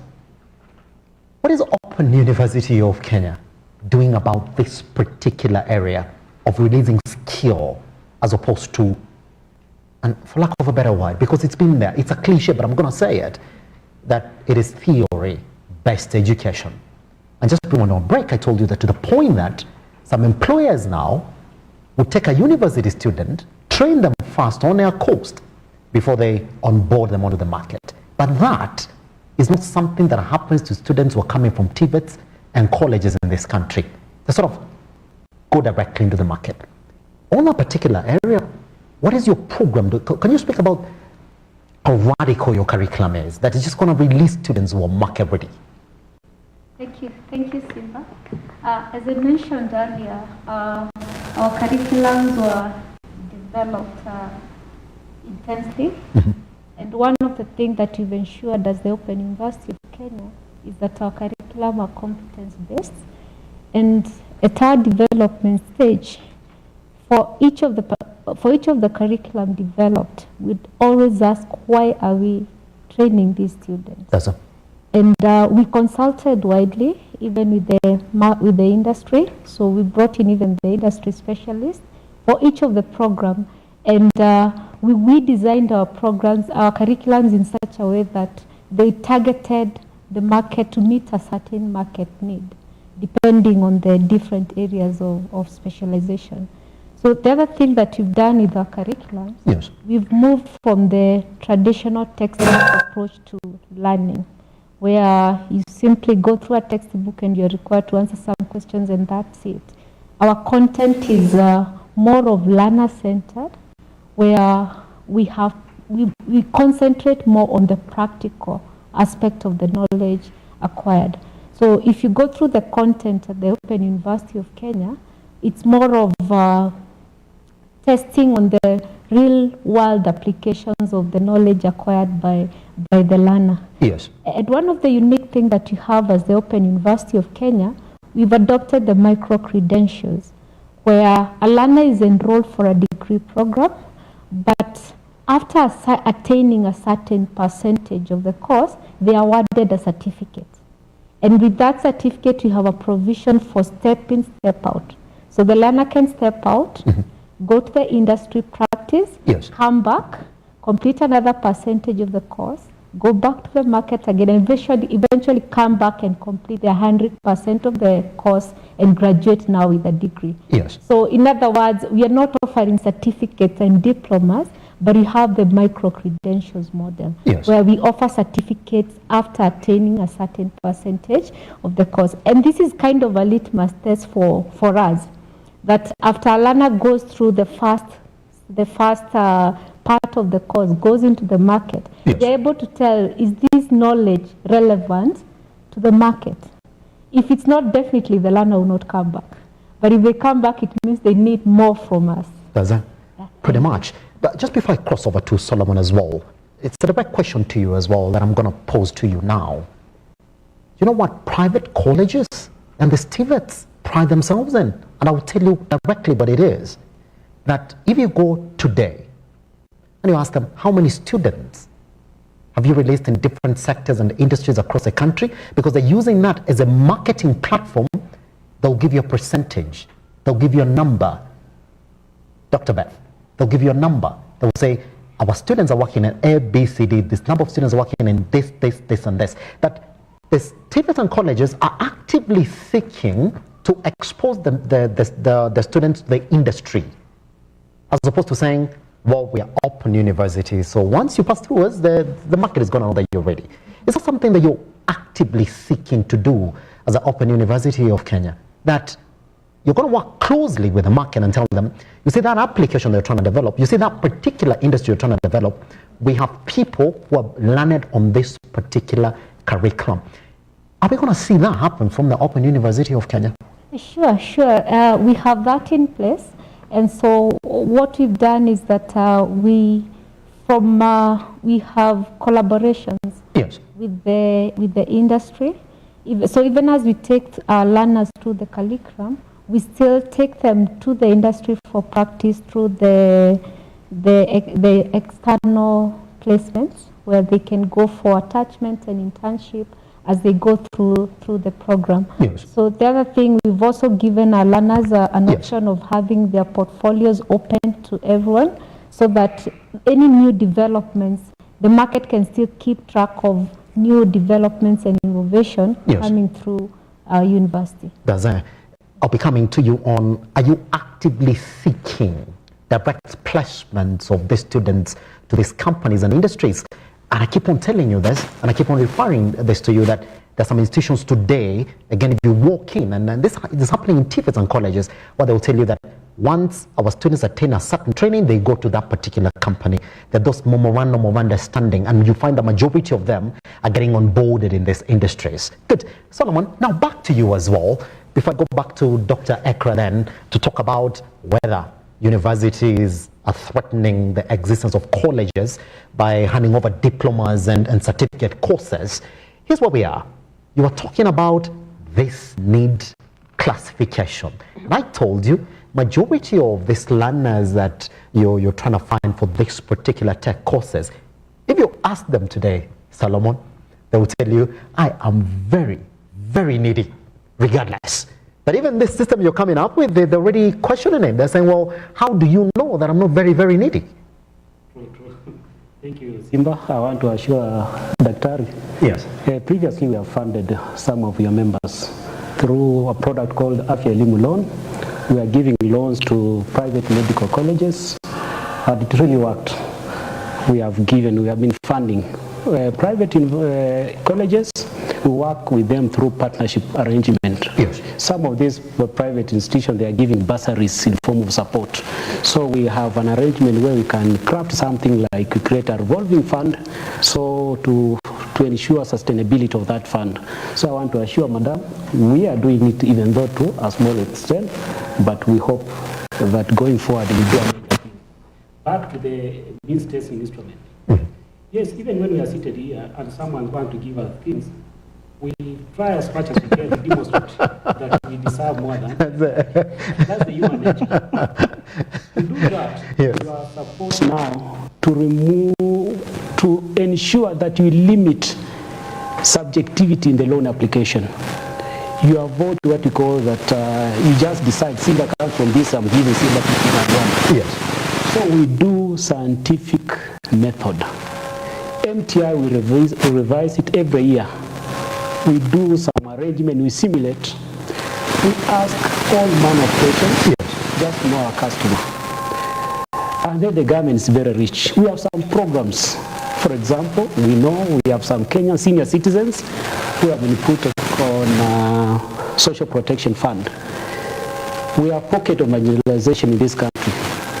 We ask applicants where they come from, not for purpose of providing them, but just understanding them so that you give proportionate support. Yes. We are very strong on affirmative action. Orphans, people with disabilities, and then we validate that.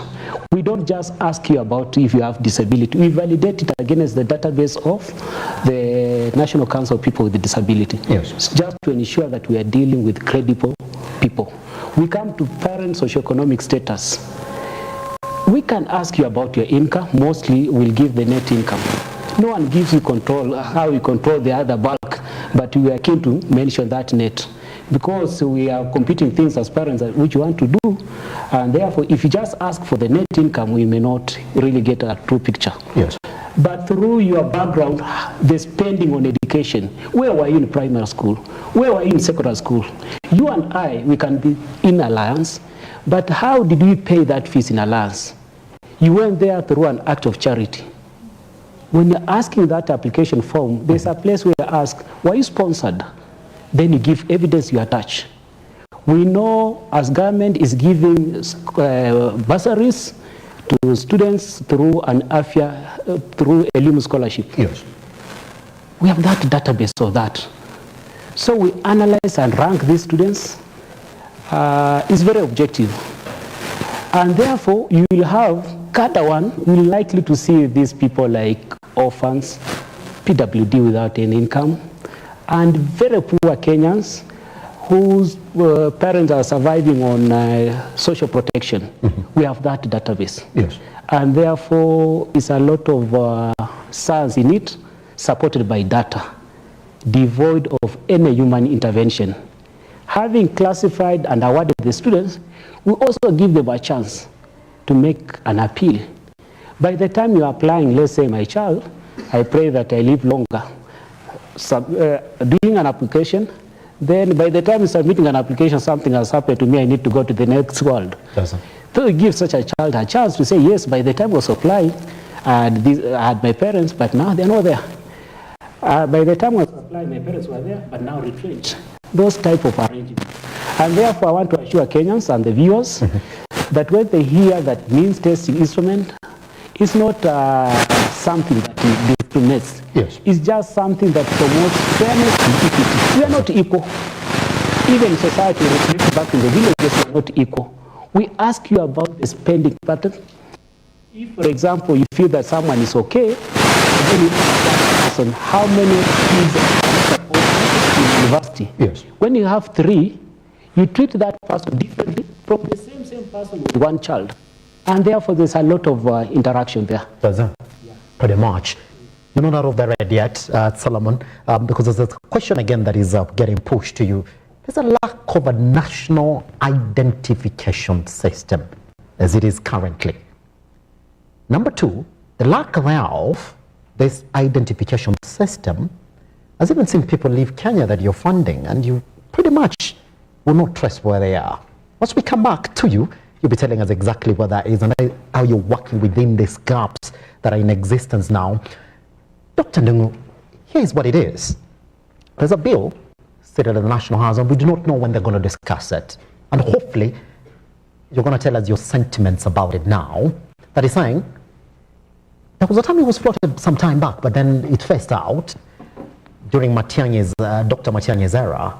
That was saying that no university in the country should be giving out certificates and diploma courses. That should be left to the TVETs and colleges in this country. The members of parliament are yet to look into it, and should they, I do not know how you are going to submit on this. Are TVETs and colleges in the country threatened by universities handing out these certificate and diploma courses? Should that be left to you? The season you're talking about, Dr. Matiang'i, it was our initiative. Because you're lucky John wasn't here. He would have. Because at that time, yes. You'd wake up in the morning and find 17 pages of adverts of certificates and diplomas from a university. You'd wake up and find primetime news adverts of certificates and diplomas from a university. Maybe you are very young, that's why you're getting shocked. So, that is the time we were forming the TVET Authority, the CDAC and KNQA. Yes. And we had to define who does what and who is supposed to train what. And we had a lot of deliberations back and forth. It was a war because the certificates and diplomas perhaps is a cash cow for the universities. I don't know. It is the cow with more milk.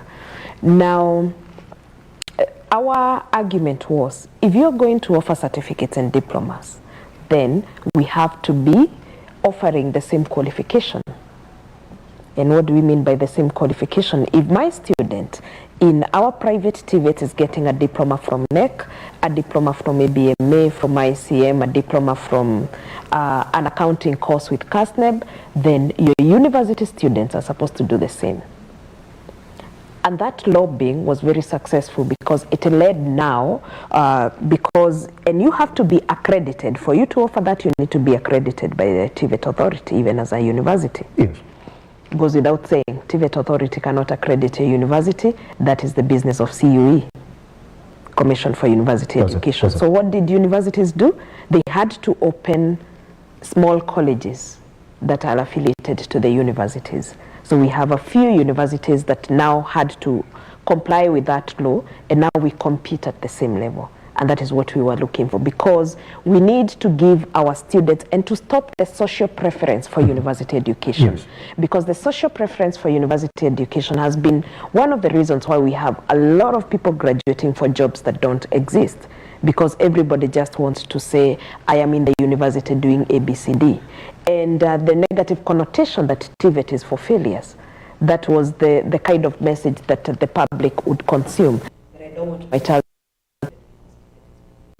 And it became very successful because we found even students who are qualified for university university, and the courses that they needed to take, they didn't have the cut-off mark, they chose to go to the TVETs to get that skill, especially courses like engineering, civil engineering, electrical engineering, and maybe you find they don't have that qualification to join university or they have missed a place. They were comfortable to come back. So we cannot make 10 steps forward, then start making 10 steps backwards as a country.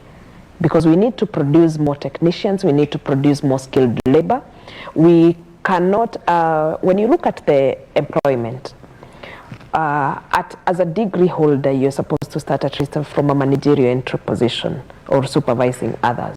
So we cannot produce, of the 1 million that graduate from high school, we graduate 770,000 every year. Yes. So we cannot have that percentage, the entire, going to managerial positions to come and manage who?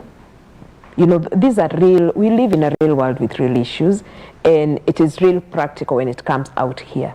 It's not just about the certificates and diplomas. What is the ripple effect for a nation? What was the ripple effect for us graduating so many from the universities, yet we don't have jobs for them? What is the future of work?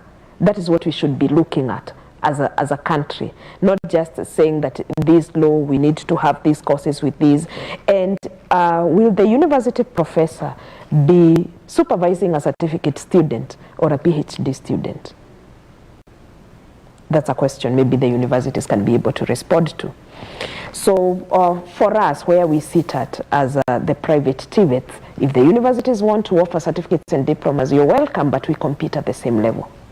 Get accredited by the TVET authority, offer the same courses, offer the same qualifications, so that how will K&Q be able to equate a certificate from a university, a certificate from NEC, and a certificate from CASNET for the same qualification? We need to have one qualification, because we are not only talking about the Kenyan qualification. I think at this juncture, Kenya is a limelight for Africa, and Kenya is a limelight in the world where we are at. So the labor we are producing should be globally competitive. Yes. So we need to align ourselves even with the qualification framework for Africa. We need to see what is Ofqual doing in UK. So that as a country, when we produce a graduate, when they go out there, they are not going to be cleaners. They can be professionals in a fast way. That is the kind of thinking that we should have as a nation, so that we are producing quality students that is globally competitive. Does that? Doctor, but of course, you know I'm coming to you on that. My question is going to be very direct on it. Hey, Dr. Ekra is sitting right there with you. Why would I want a certificate from the Open University of Kenya? Why? Why can't I take the same course somewhere else? Okay, thank you, Elijah. At the moment at the Open University of Kenya, we have degree programs that is at the bachelor's level, and also the postgraduate diploma. Yes. So we do not have certificates and diploma programs. So I partly agree with Dr. Dogo, right? Yes. Because acquiring knowledge should be progressive, that you move from one level to another. And we are all working towards a common goal. We have different bodies offering higher education, that is tertiary and higher university education in Kenya, and it shouldn't look like we are competing, but what we need to do is kind of have, work around the modalities of offering these programs. And I believe that we should have a transition from certificate to diploma all the way up to degree. Yes. But I'm not against a university offering a certificate and diploma course, provided that, as she said, that you all get to be measured at the same level, which is, I believe, that something was worked out, as she said, that some of the universities agreed, and we have centers for TVET within a university. Yes. But for us as the Open University of Kenya, we purely focus on the micro-credentials. So it's not going to be the certificates awarded after a certain percentage of a course. We are not going to call it a certificate, diploma, and a degree. It's not like you'll be acquiring 2 qualifications within the same program. Well, when I can step out of the second course with a certificate, aren't you essentially saying, well, because it's got a name on it, it's a heavy certificate, you can step out? Is that what you're saying? Yeah, we kind of award with micro credentials, you award a certificate for attaining a certain level of the course. Yes. So data science. So after attaining, say, 2/3 of the course, you're awarded a certificate, kind of evidence that you've gone through 50% of the course, which will essentially allow you to go and practice what you've acquired. Yes. But eventually the final qualification would be a bachelor's degree in data science. Pretty much. Dr. Joyce, coming back to you in this discourse for universities and colleges, and I told you all this essentially comes to you, and we started this conversation when I asked you, are you under pressure? Because now you have a government that is really stressing on digital skills and then digital enablement and digital education in the country. Would you be happy if colleges as well and TVETs would also be qualifying for this research fund that we're talking about here? Because all of a sudden we're looking at TVETs and colleges as the skill that we need in an economy. And then we come to innovation, we're essentially putting it on the universities in the country.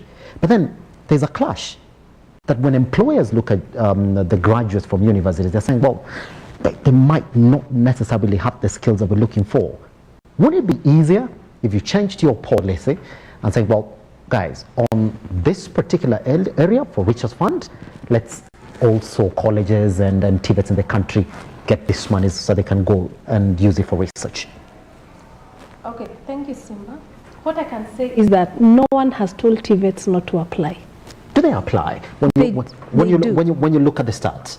Yes, they do apply, but at a small level. You know, what used to happen before is like everyone is changing.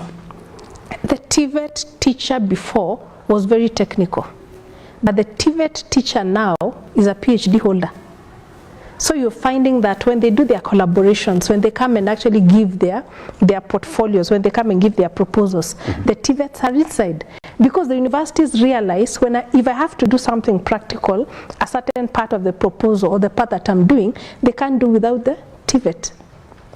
So you find nowadays research is funded in a multi-sectoral way. Nice enough. Yes. So you have to have an industry, you have to have technical people, you have to have technocrats. So for your proposal to be competitive, it has a dynamic of very many people. And you find that the national polytechnics that we have, you know, some of the national polytechnics became universities. So you find that there's that mix of the new teacher. It is not your traditional teacher who had upgraded from a certificate to a diploma in a very technical manner. They still are there and they have their work cut out and very, very important. But the dynamics are changing now. Does it? So the TVETs are also applying. Pretty much. Yeah. Solomon, gotta keep advancing this conversation then.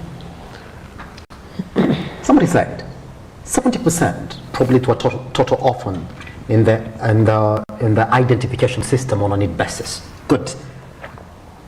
Comes in, we don't have a comprehensive identification system. And there's an agenda that's getting pushed by the government now is that, well, the skill labor that we have in this country, we have to keep on pushing it out of the country. I mean, that's where the jobs are. And they find that the most qualified are the ones that are essentially going to get these jobs. And somebody told me to remind you of a quote by one DP, Rigathi Gachagua, who goes to this country, meets these Kenyans who work in the diaspora, who've immigrated to these countries, and they tell them, no, do not come back. Don't come back here. There are no jobs there, so please stay there. But someone, if you give me money, you will need me to give you that money as quick as possible. Because you want to fund the next orphan, you want to fund the next person who's going to do this engineering course that we're talking about here today, but then they leave you dry. Could you tell us about the challenges that you're currently facing because of a comprehensive lack of a digital identification system in the country, because all these applications are done digitally. All these disbursements are also done digitally. And even when you're claiming for this money, you're also doing it digitally. Could you address that, Solomon? Thank you. I want to start on the onset by saying that repaying a loan is more of a moral obligation. Repaying a loan is more of a moral obligation. You just need to reflect when you are knocking at our doors without anything to take you to school. So he gave you a chance. Yes. Why can't you give a chance to another needy student to enjoy the same benefit? Is that by saying that you start from a losing end as the organization, in the sense of it's a moral case that we're fighting here? We encourage that. No, it's legally protected, but also it's a moral conscience. Mm-hmm. Some of us, when we left out of the university, we started some jobs here and there. And that time it was not digitalized as now. We were taking those slips to anniversary towers. Most of us were taking those slips of 1,000, which we used to pay, yes, just to pay, because we say, hallelujah, I finished this thing in 4 years. Let me pay so that I give a Kenyan another chance. However, those people who are going to diaspora, we have our sister department, debt management. Yes. We have a unit dedicated to recovery, to diaspora engagement, and it's working. Kenyans are not that bad people.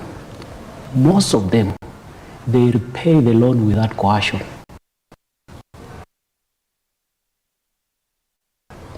Our recoveries now are performing at 75%. The 25% which we are not able to recover, perhaps because of as a result of unemployment or underemployment and issues to do here and there. Yes. Yeah, informal sector, the government came out so strongly in TVET programs. And these TVET programs are not there seeking jobs. Some of them, they are creating jobs. I've gone to some TVETs where students have been given a chance even to do the wiring in some building. And they start earning when they are still in school. And therefore, the government intervention about the TVET program is just geared towards creating individuals who are self-reliant, who can create jobs. They can become employers by themselves. It's not a worry when, as a country, we have enough surplus of labor. When they go outside there and they repay, it's not a worry.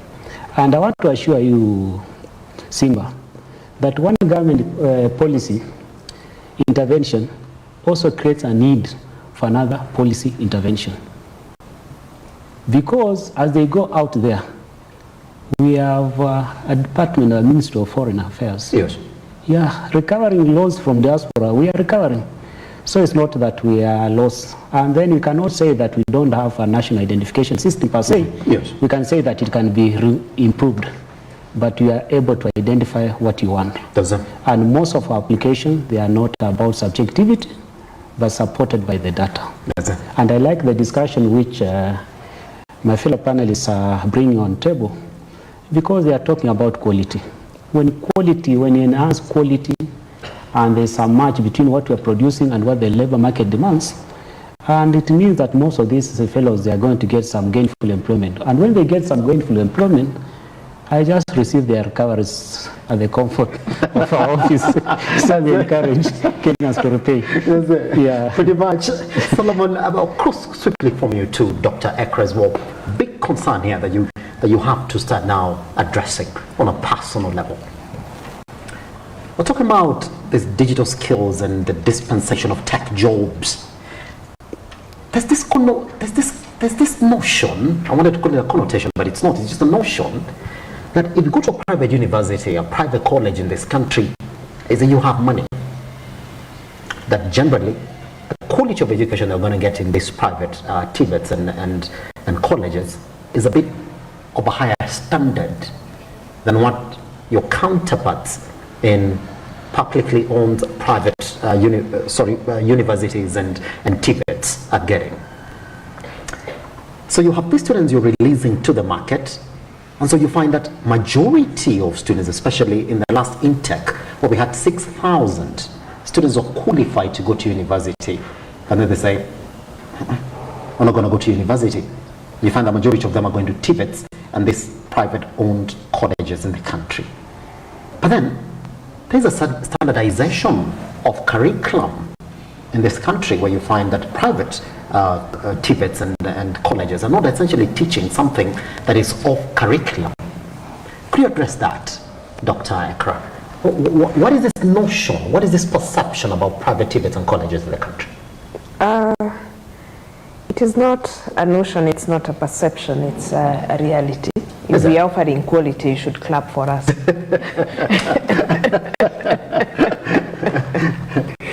And some of the global papers that are really aspired by everyone to hold are private. Talk of Harvard and Stanford, they are privately owned. So the good thing, and the government should actually applaud us, that after accrediting us, we are doing our very best to maintain quality and to produce quality labor. Because the student is not a private student. The student is a public citizen of this country and the parents.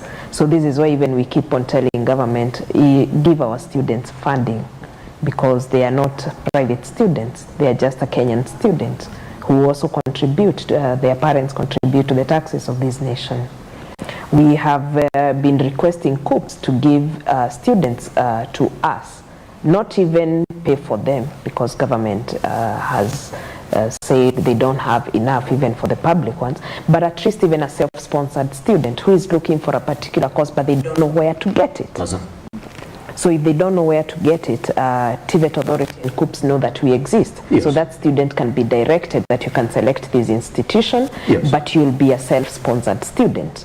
Or so it is a good thing that we are doing good, and it is good that it is coming from a media house, because year 2010 and below backwards, we really used to be bashed.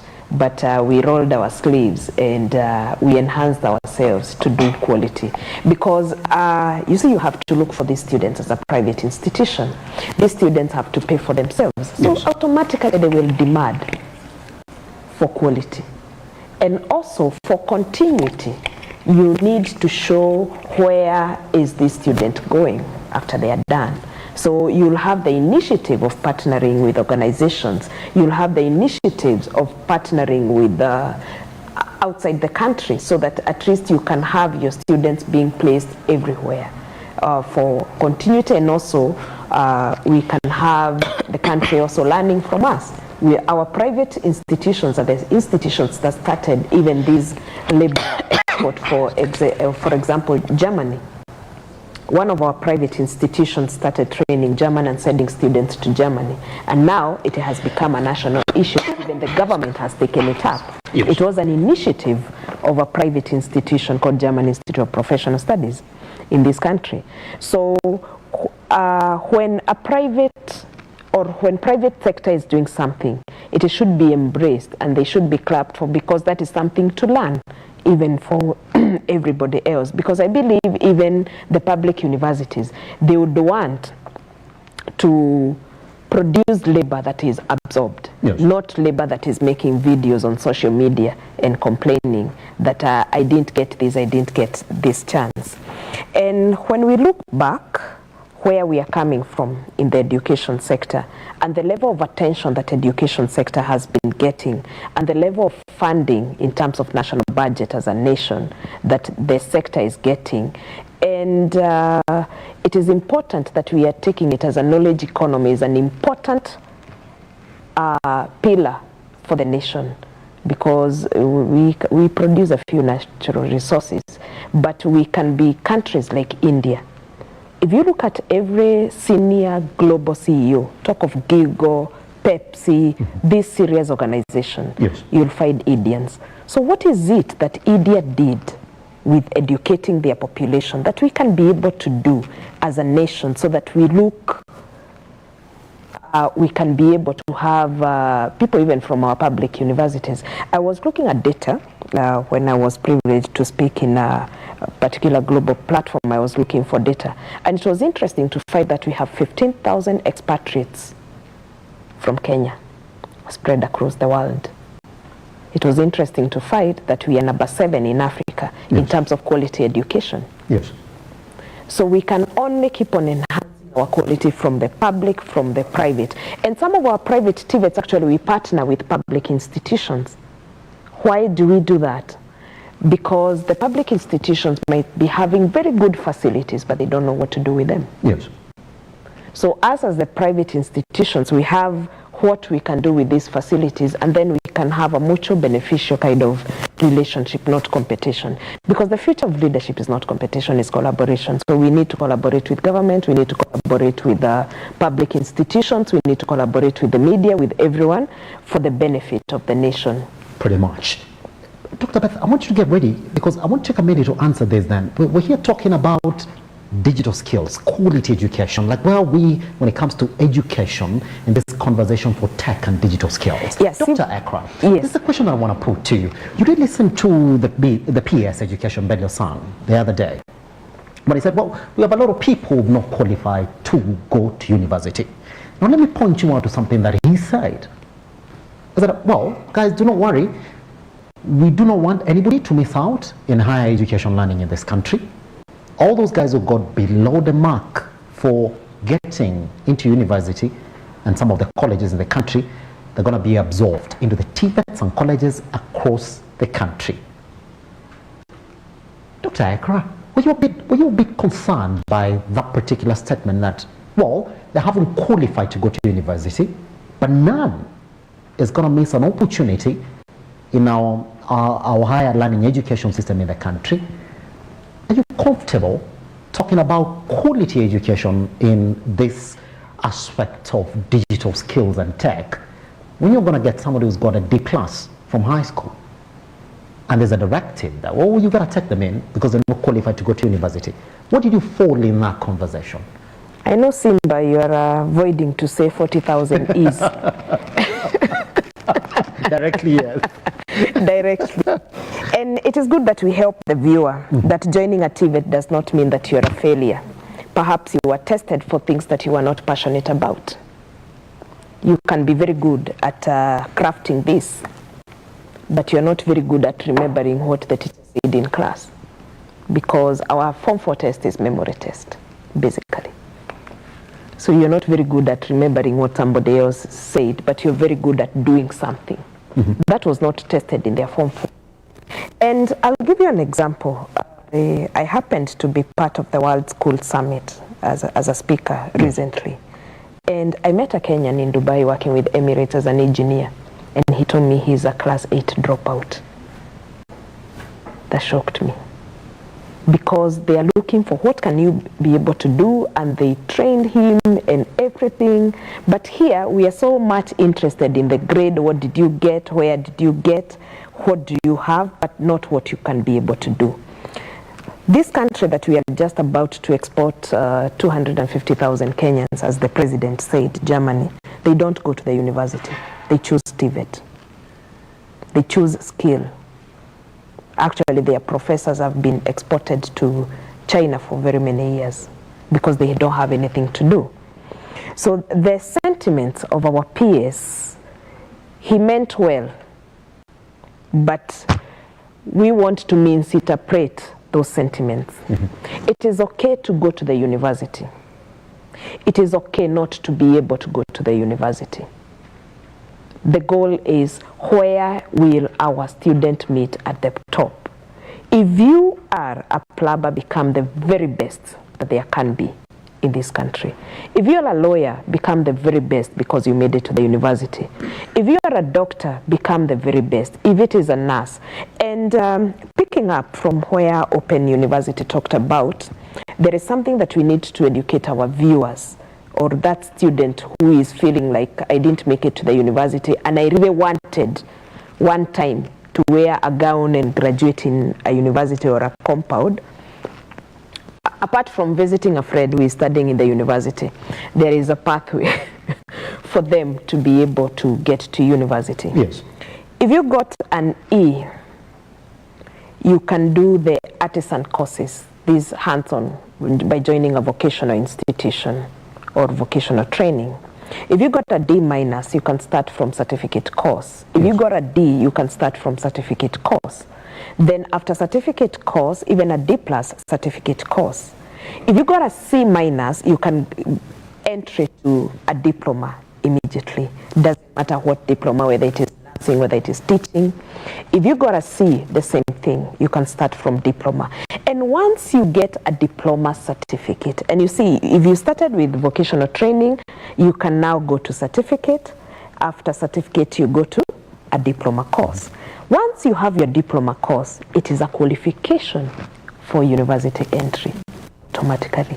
So you can be able to do a degree program. Once you have your degree program, you can be able to do a master's.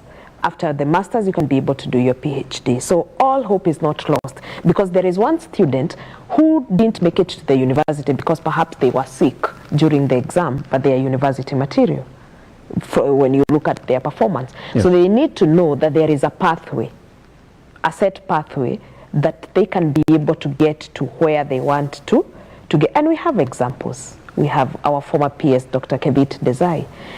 Kebit Desai was a pathway student to get to PhD from TVET. That's why he was very passionate about TVET, and many others. So we also started from diploma, myself. So it is important that we tell the student that it is not only that you have to get to the university entry by getting a C+. Yes. You can start from TVET. And we also encourage our universities and tell them, if they talk to us nicely, we can encourage our students to continue. So that they are not thinking that when we have the certificate and diploma students, that we will keep the 380,000 students to ourselves. Yes. Of course, a big population needs to build their career. Yes. So we will encourage them to join the universities and those universities that we are working with. Dr. Beth, you know what everybody is talking about in the country right now, and I do not know whether you thought about it in your curriculum when Open University of Kenya was getting launched. We're not talking about a competency-based curriculum. Do you find it worrying that we've only thought it up to the level of lower primary education? That from there henceforth, everything is back to how it is. Is that what it is? That now, Open University of Kenya, probably in the next couple of years, with the curriculum that you have, you're going to meet students who are basically taught on their competency. That your curriculum, in one way or another, might not be able to serve their needs. Case in point, what Dr. Ekra is talking about, that it is a curriculum that is based on what you're good at, as opposed to your overall performance. Mm-hmm. Are you going to change your criteria in the next maybe 4 or 5 years? Because you're going to meet the students who are now within this education system, who are telling you, I don't have to pass probably a social exam for you to admit me into your school. I don't have to have this grade for you to admit me in your school. Are we saying that Open University in a couple of years now is going to start admitting students who are not essentially met the quota for joining university? Is that what it is?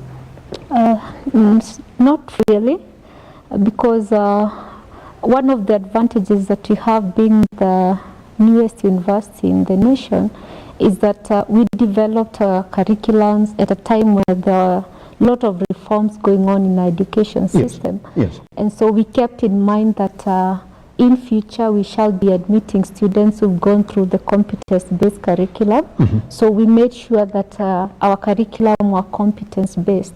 So we focus more on not just acquiring the knowledge, but the skills that the learner acquire at the end of the program. Yes. So we basically will not have a challenge admitting students that are going through the new system, that is the CBC system. Yes. Yes. How adaptable are these programs? Dr. Beth, that's where I am. Mm-hmm. Like today we go to Open University. Mm-hmm.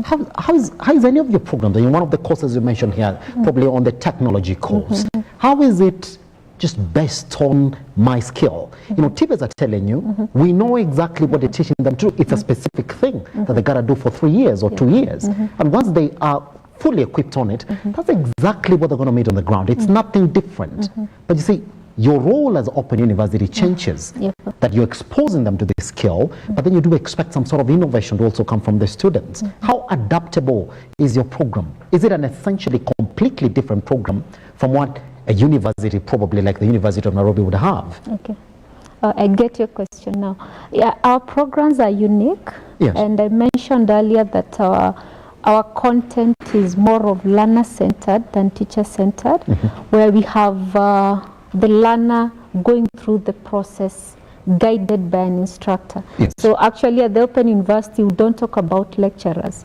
We talk about instructors. I said that. So we have instructors taking our learners through the content. And we developed our content, with the content you're able to achieve the objectives of the curriculum. So we've developed our content and made sure that our content has enough practical skills for the learner. So we have activities that the learner is supposed to go through. We take a modular-based approach from one module to the next. And in each of the modules, a learner is supposed to show evidence of the skill acquired from the objectives of that particular module. That's pretty much. Dr. Solomon, I'll be coming to you. And sorry, Simba, just to interrupt you. Yes. Let me make a comment on the private versus public. The question you had raised earlier. In this age of advancements in technology, we no longer have that gap. We've bridged the gap between the private and public institutions in the sense that now resources are readily available. I'm an alumni of the University of Nairobi, and I remember back then we would fight for this one textbook that was available in the library, and you'd have to be in the library very early in the morning to get that one textbook. So there are only few copies available for so many students in the university. But now with the changes in technology, educational resources are now readily available to everyone.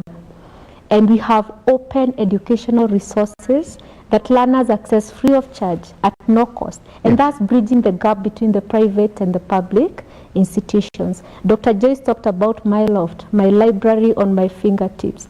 So you can still be able to access the resources from anywhere at no cost. Pretty much. Dr. Joyce, just as we then start to take count of this entire conversation, majority of the questions that have essentially been thrown to you are on a personal level.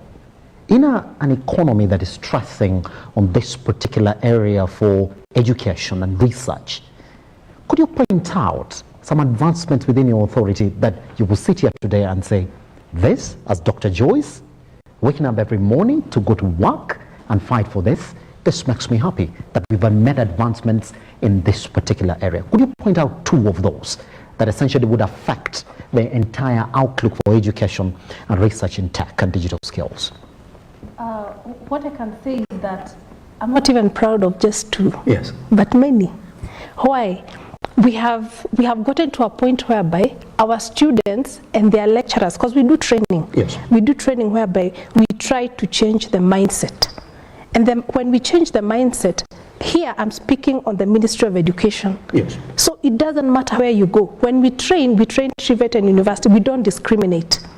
So at this particular point, we are telling them to change.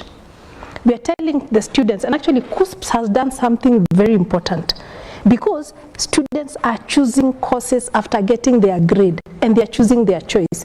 At our time, we used to be taken to any course, and you go whether you like it, whether you not like it, and you go and do it.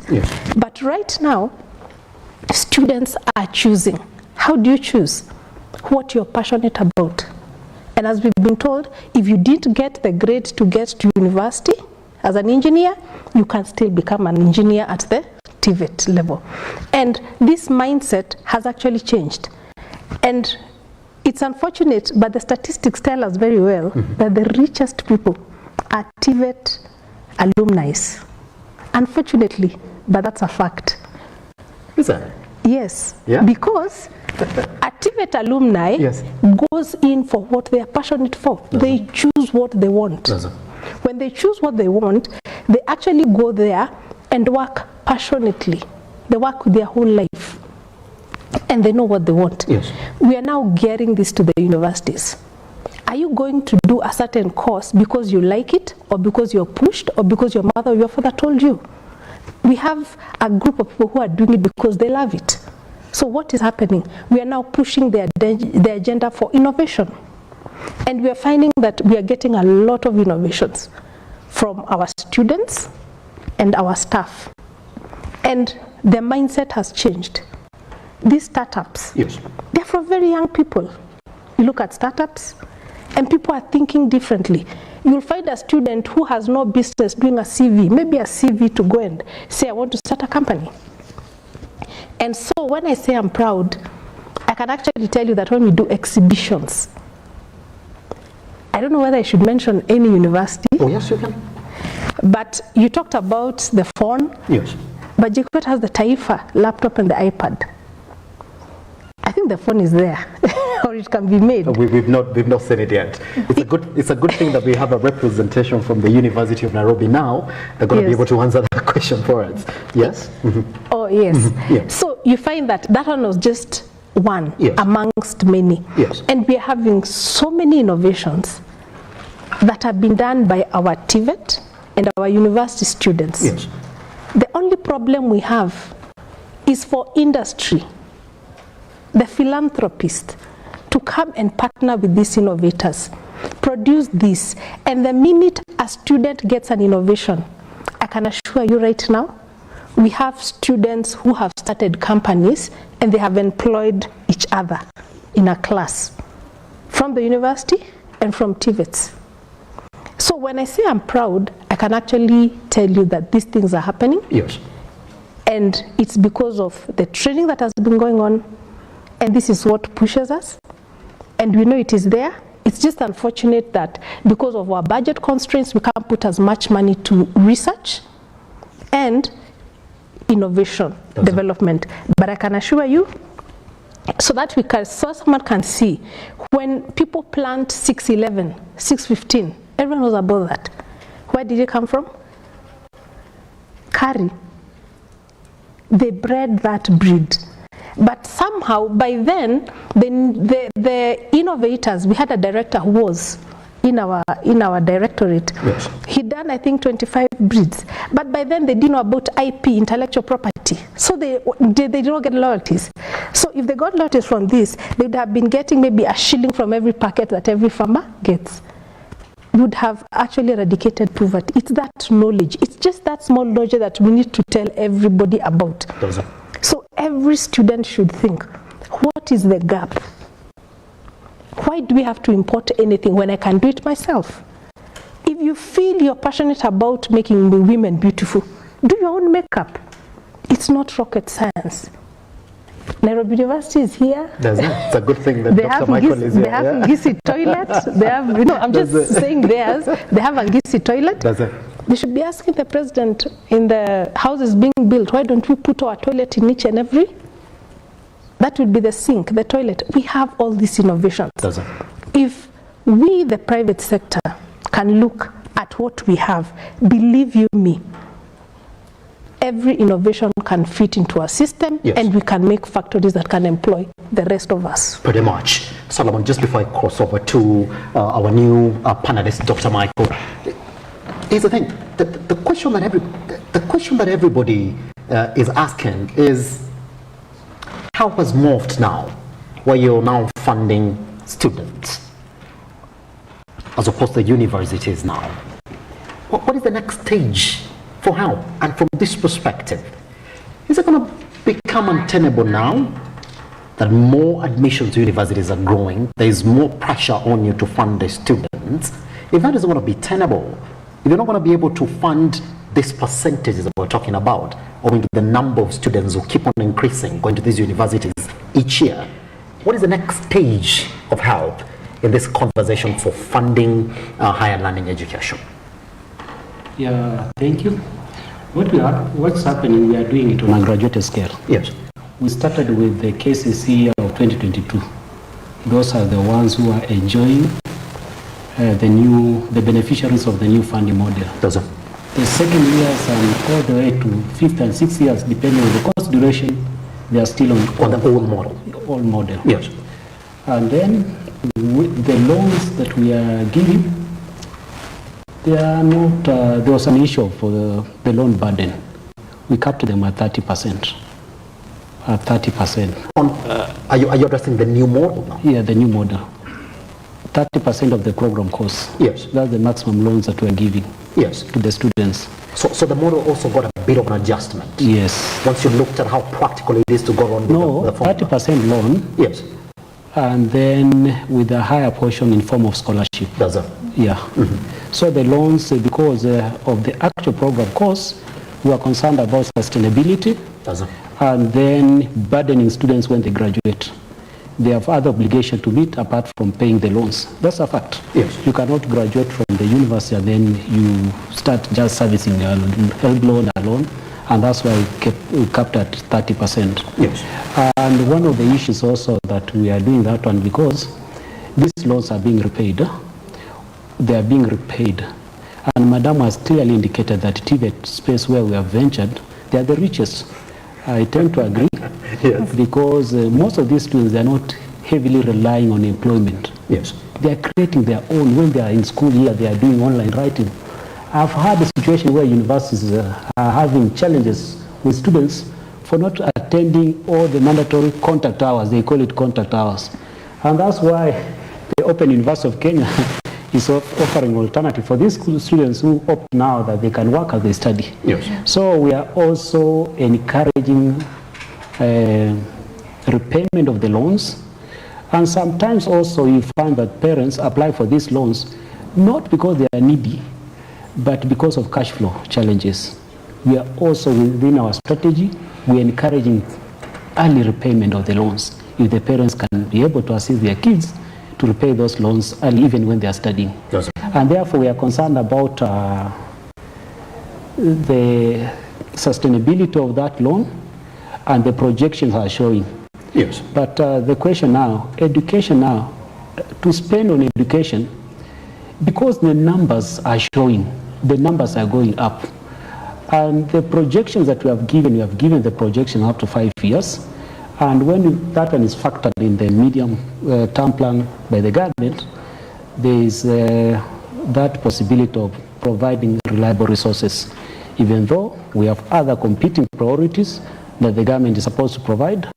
But heavily as the help, we are trying as much as we can to maximize on recoveries, to ease pressure from the exchequer, yes, so that they can do other things like health, provision of housing, yes, roads, etc. And you put it at 75% as the ones that are getting paid back. Is that a healthy figure? What are you going to get to? What will be, from what you said this afternoon, what would be a healthy figure for you to say we are doing good, so we sustain ourselves if we continue with this?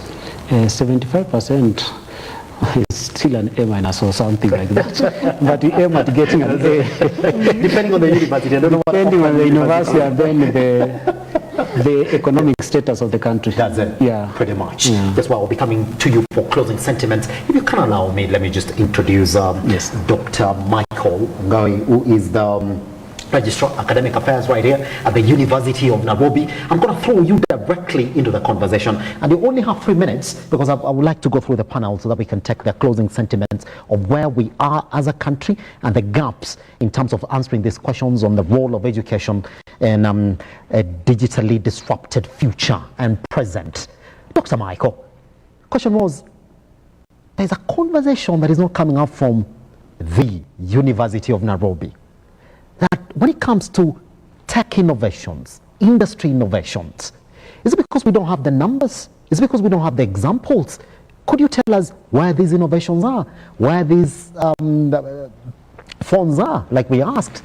Are they there? And if so, is it something that we're not doing in a curriculum that is just essentially bestowing theory on the students? Thank you for having me. Happy to have you. First thing is that this conversation is very healthy. It is coming at the right time, sometimes even late, because the higher education sector in this country has been evolving. In fact, Kenya is one of the countries where the education system has continued to evolve. since we gave our new constitution in 2010. Yes. That was our turning point, because we reviewed most of our acts of parliament that speak about higher education, establishment of funding board, KUCCPS, which is placing students, all the university. Then we had Universities Act. So all the acts of individual universities ceased to exist because of the Universities Act of 2013. So our reference point then becomes the new constitution that we gave ourselves in 2010. Then we can credit that government of the late Mwai Kibaki. He opened up the education for all Kenyans. We had free primary education, affordable secondary education. Then we are talking about transition of our children. And it's like parents were very happy. Many students that join. Another aspect that I would wish to even state here, yes, is the adult education. Adult education. He also opened up that you could have dropped in class 4. You are 40 years old. You can come back and do KCP without having to go to class 5, class 6, class 7, like that. You could have dropped out in Form 2. You go to an adult center. You register for KCSE. For 2 years, you do your KCSE. And there are people who transformed their lives and joined TVETs. I have a case who even came to the university. Why? Before 2010, it was very difficult to educate students in this country. Primary education was very expensive for the local Kenyans. They could even not take their kids to class 1 because there were charges. That is general. Yes. But let me talk about the University of Nairobi. Baza. The University of Nairobi, you know, is the mother and the grandmother of higher education in this country and in the region. And most of the other universities, we have mentored them. And we are proud about that. Baza. Because we have given Kenya some contribution in higher education. As a grandmother, of course, sometimes you are old, is it? So the new universities, we are telling them, can you run away when we cannot run? Are they beating you to the game? You know what they say about students and their teachers? I think since in higher education we are not competing, we are giving a service to the Kenyans, we can only understand that sometimes they could be running faster.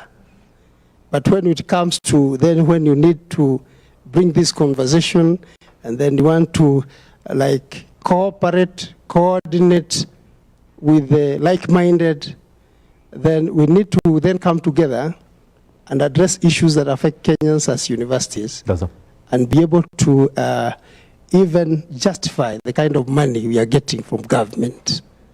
Yeah, like I was even thinking of, can we justify the kind of billions taxpayers' money is given to universities? Can we justify in terms of the question you asked about innovations that speak to the issues that affect Kenyans? You, like, for example, the Huduma Center really is a concept that turned service delivery in this country to the Kenyans. Getting just a birth certificate was hell on earth in Kenya. But now just walk to a Huduma Center, a concept that was developed at the University of Nairobi. Yes. And people get services and go home happy. Yes. Now, this is what I'm trying to say is that universities should provide solutions to those things that touch Kenyans. Sometimes I have a feeling that we have gone very far in terms of digital solutions and we have left Kenyans behind. We have left Kenyans behind. So we have then, as universities and higher education sector, including now the middle level, the TVET, can we now go back to what are the problems, issues, challenges of our people in the rural areas? And we, in quality, I'm also in charge of quality in the university. If you want to move, look at the weakest. If you have to improve the weakest, the whole country moves.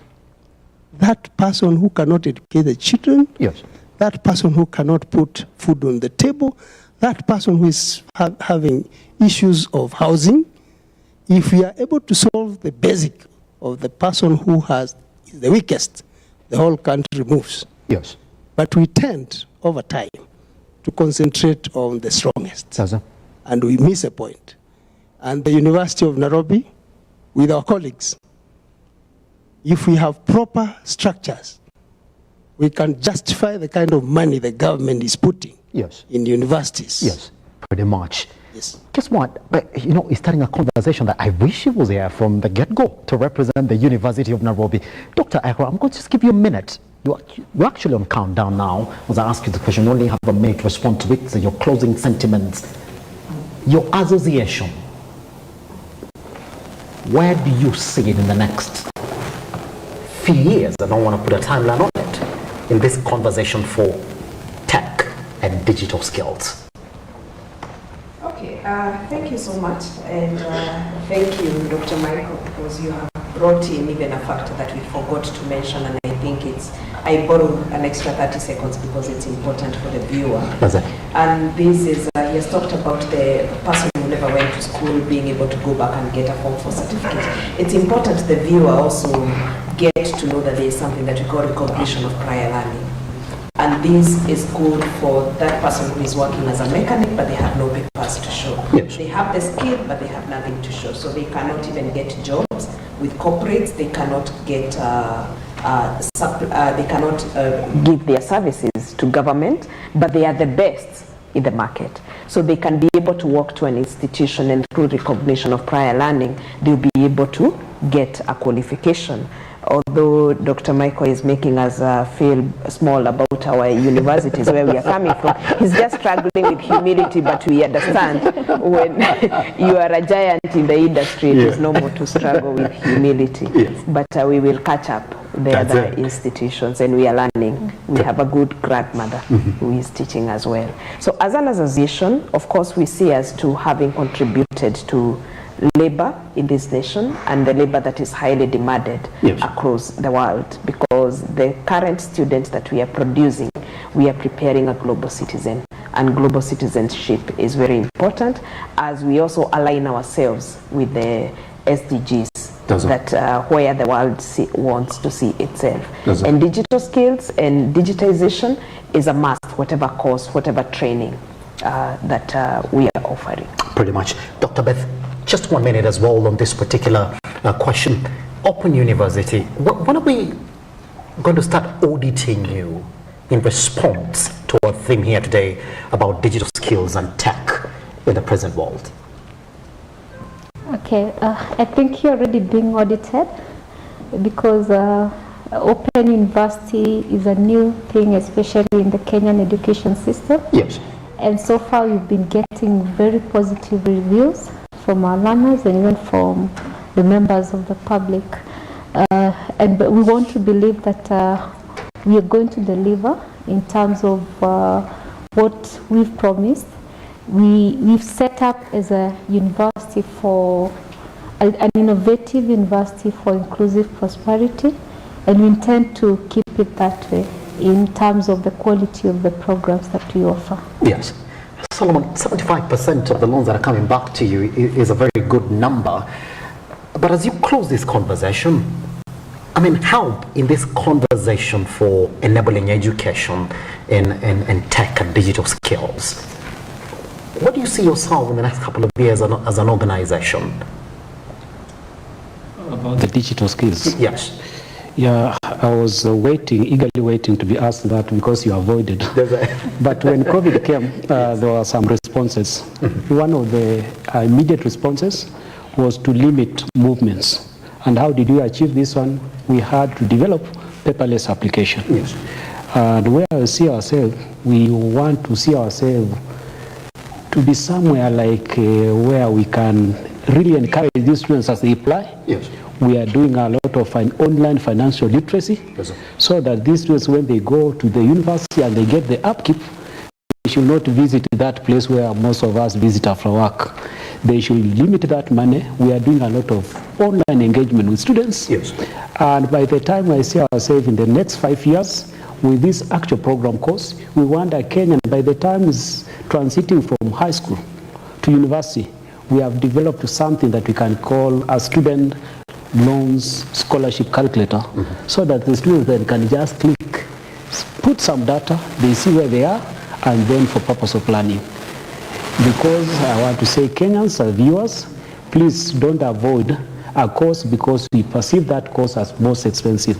And then you go for a less expensive course. We want to support you to achieve your dreams through empowerment. And if we see a course even 600,000, we'll fund you. Pretty much. Yeah. That's that. Please, 45 seconds after you speak, we'll be stepping out of this career fair. Industry-based research that can be onboarded with the county governments and the government as well, and these institutions, so that they know that this is what the industry needs. Is that going to be a thing? The universities are going to be knocking on your door for you to tell them exactly what the industry needs in the next couple of years?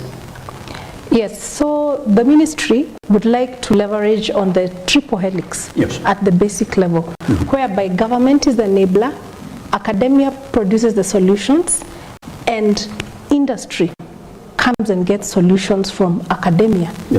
With the enabling environment of government, all we have to do is strengthen this, but we want to reach out to industry, because government and academia may be are working together, but industry is not here to look at the rich resource that we have.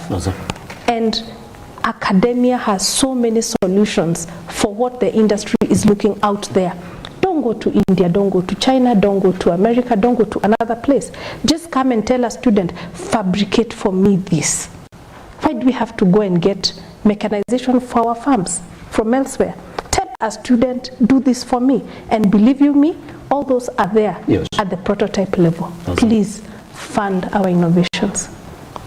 What a better way then to come to the end of our career fair right here, live from the University of Nairobi on this 22nd of February 2024, a day where we were asking the question, what is the role of education in this dispensation of tech and digital skills? We've gone through a couple of it. I've summarized some of your comments and questions. For those who are essentially going again and commenting on this one, we urge you to continue doing that, because our panelists are here and we're going to continue picking up this conversation even far and beyond this particular fair. At this time, Dr. Michael, Dr. Ekra, Dr. Beth, Solomon, and Joyce, Doctor, thank you very much for gracing this career fair. You've been quite invaluable for us as contributors to this. Thank you very much. Take us online at Lookuptv across all your social media platforms. My name is Simba Elijah Charles Kiage, live from the University of Nairobi. It's a good time for me to say goodbye. See you soon.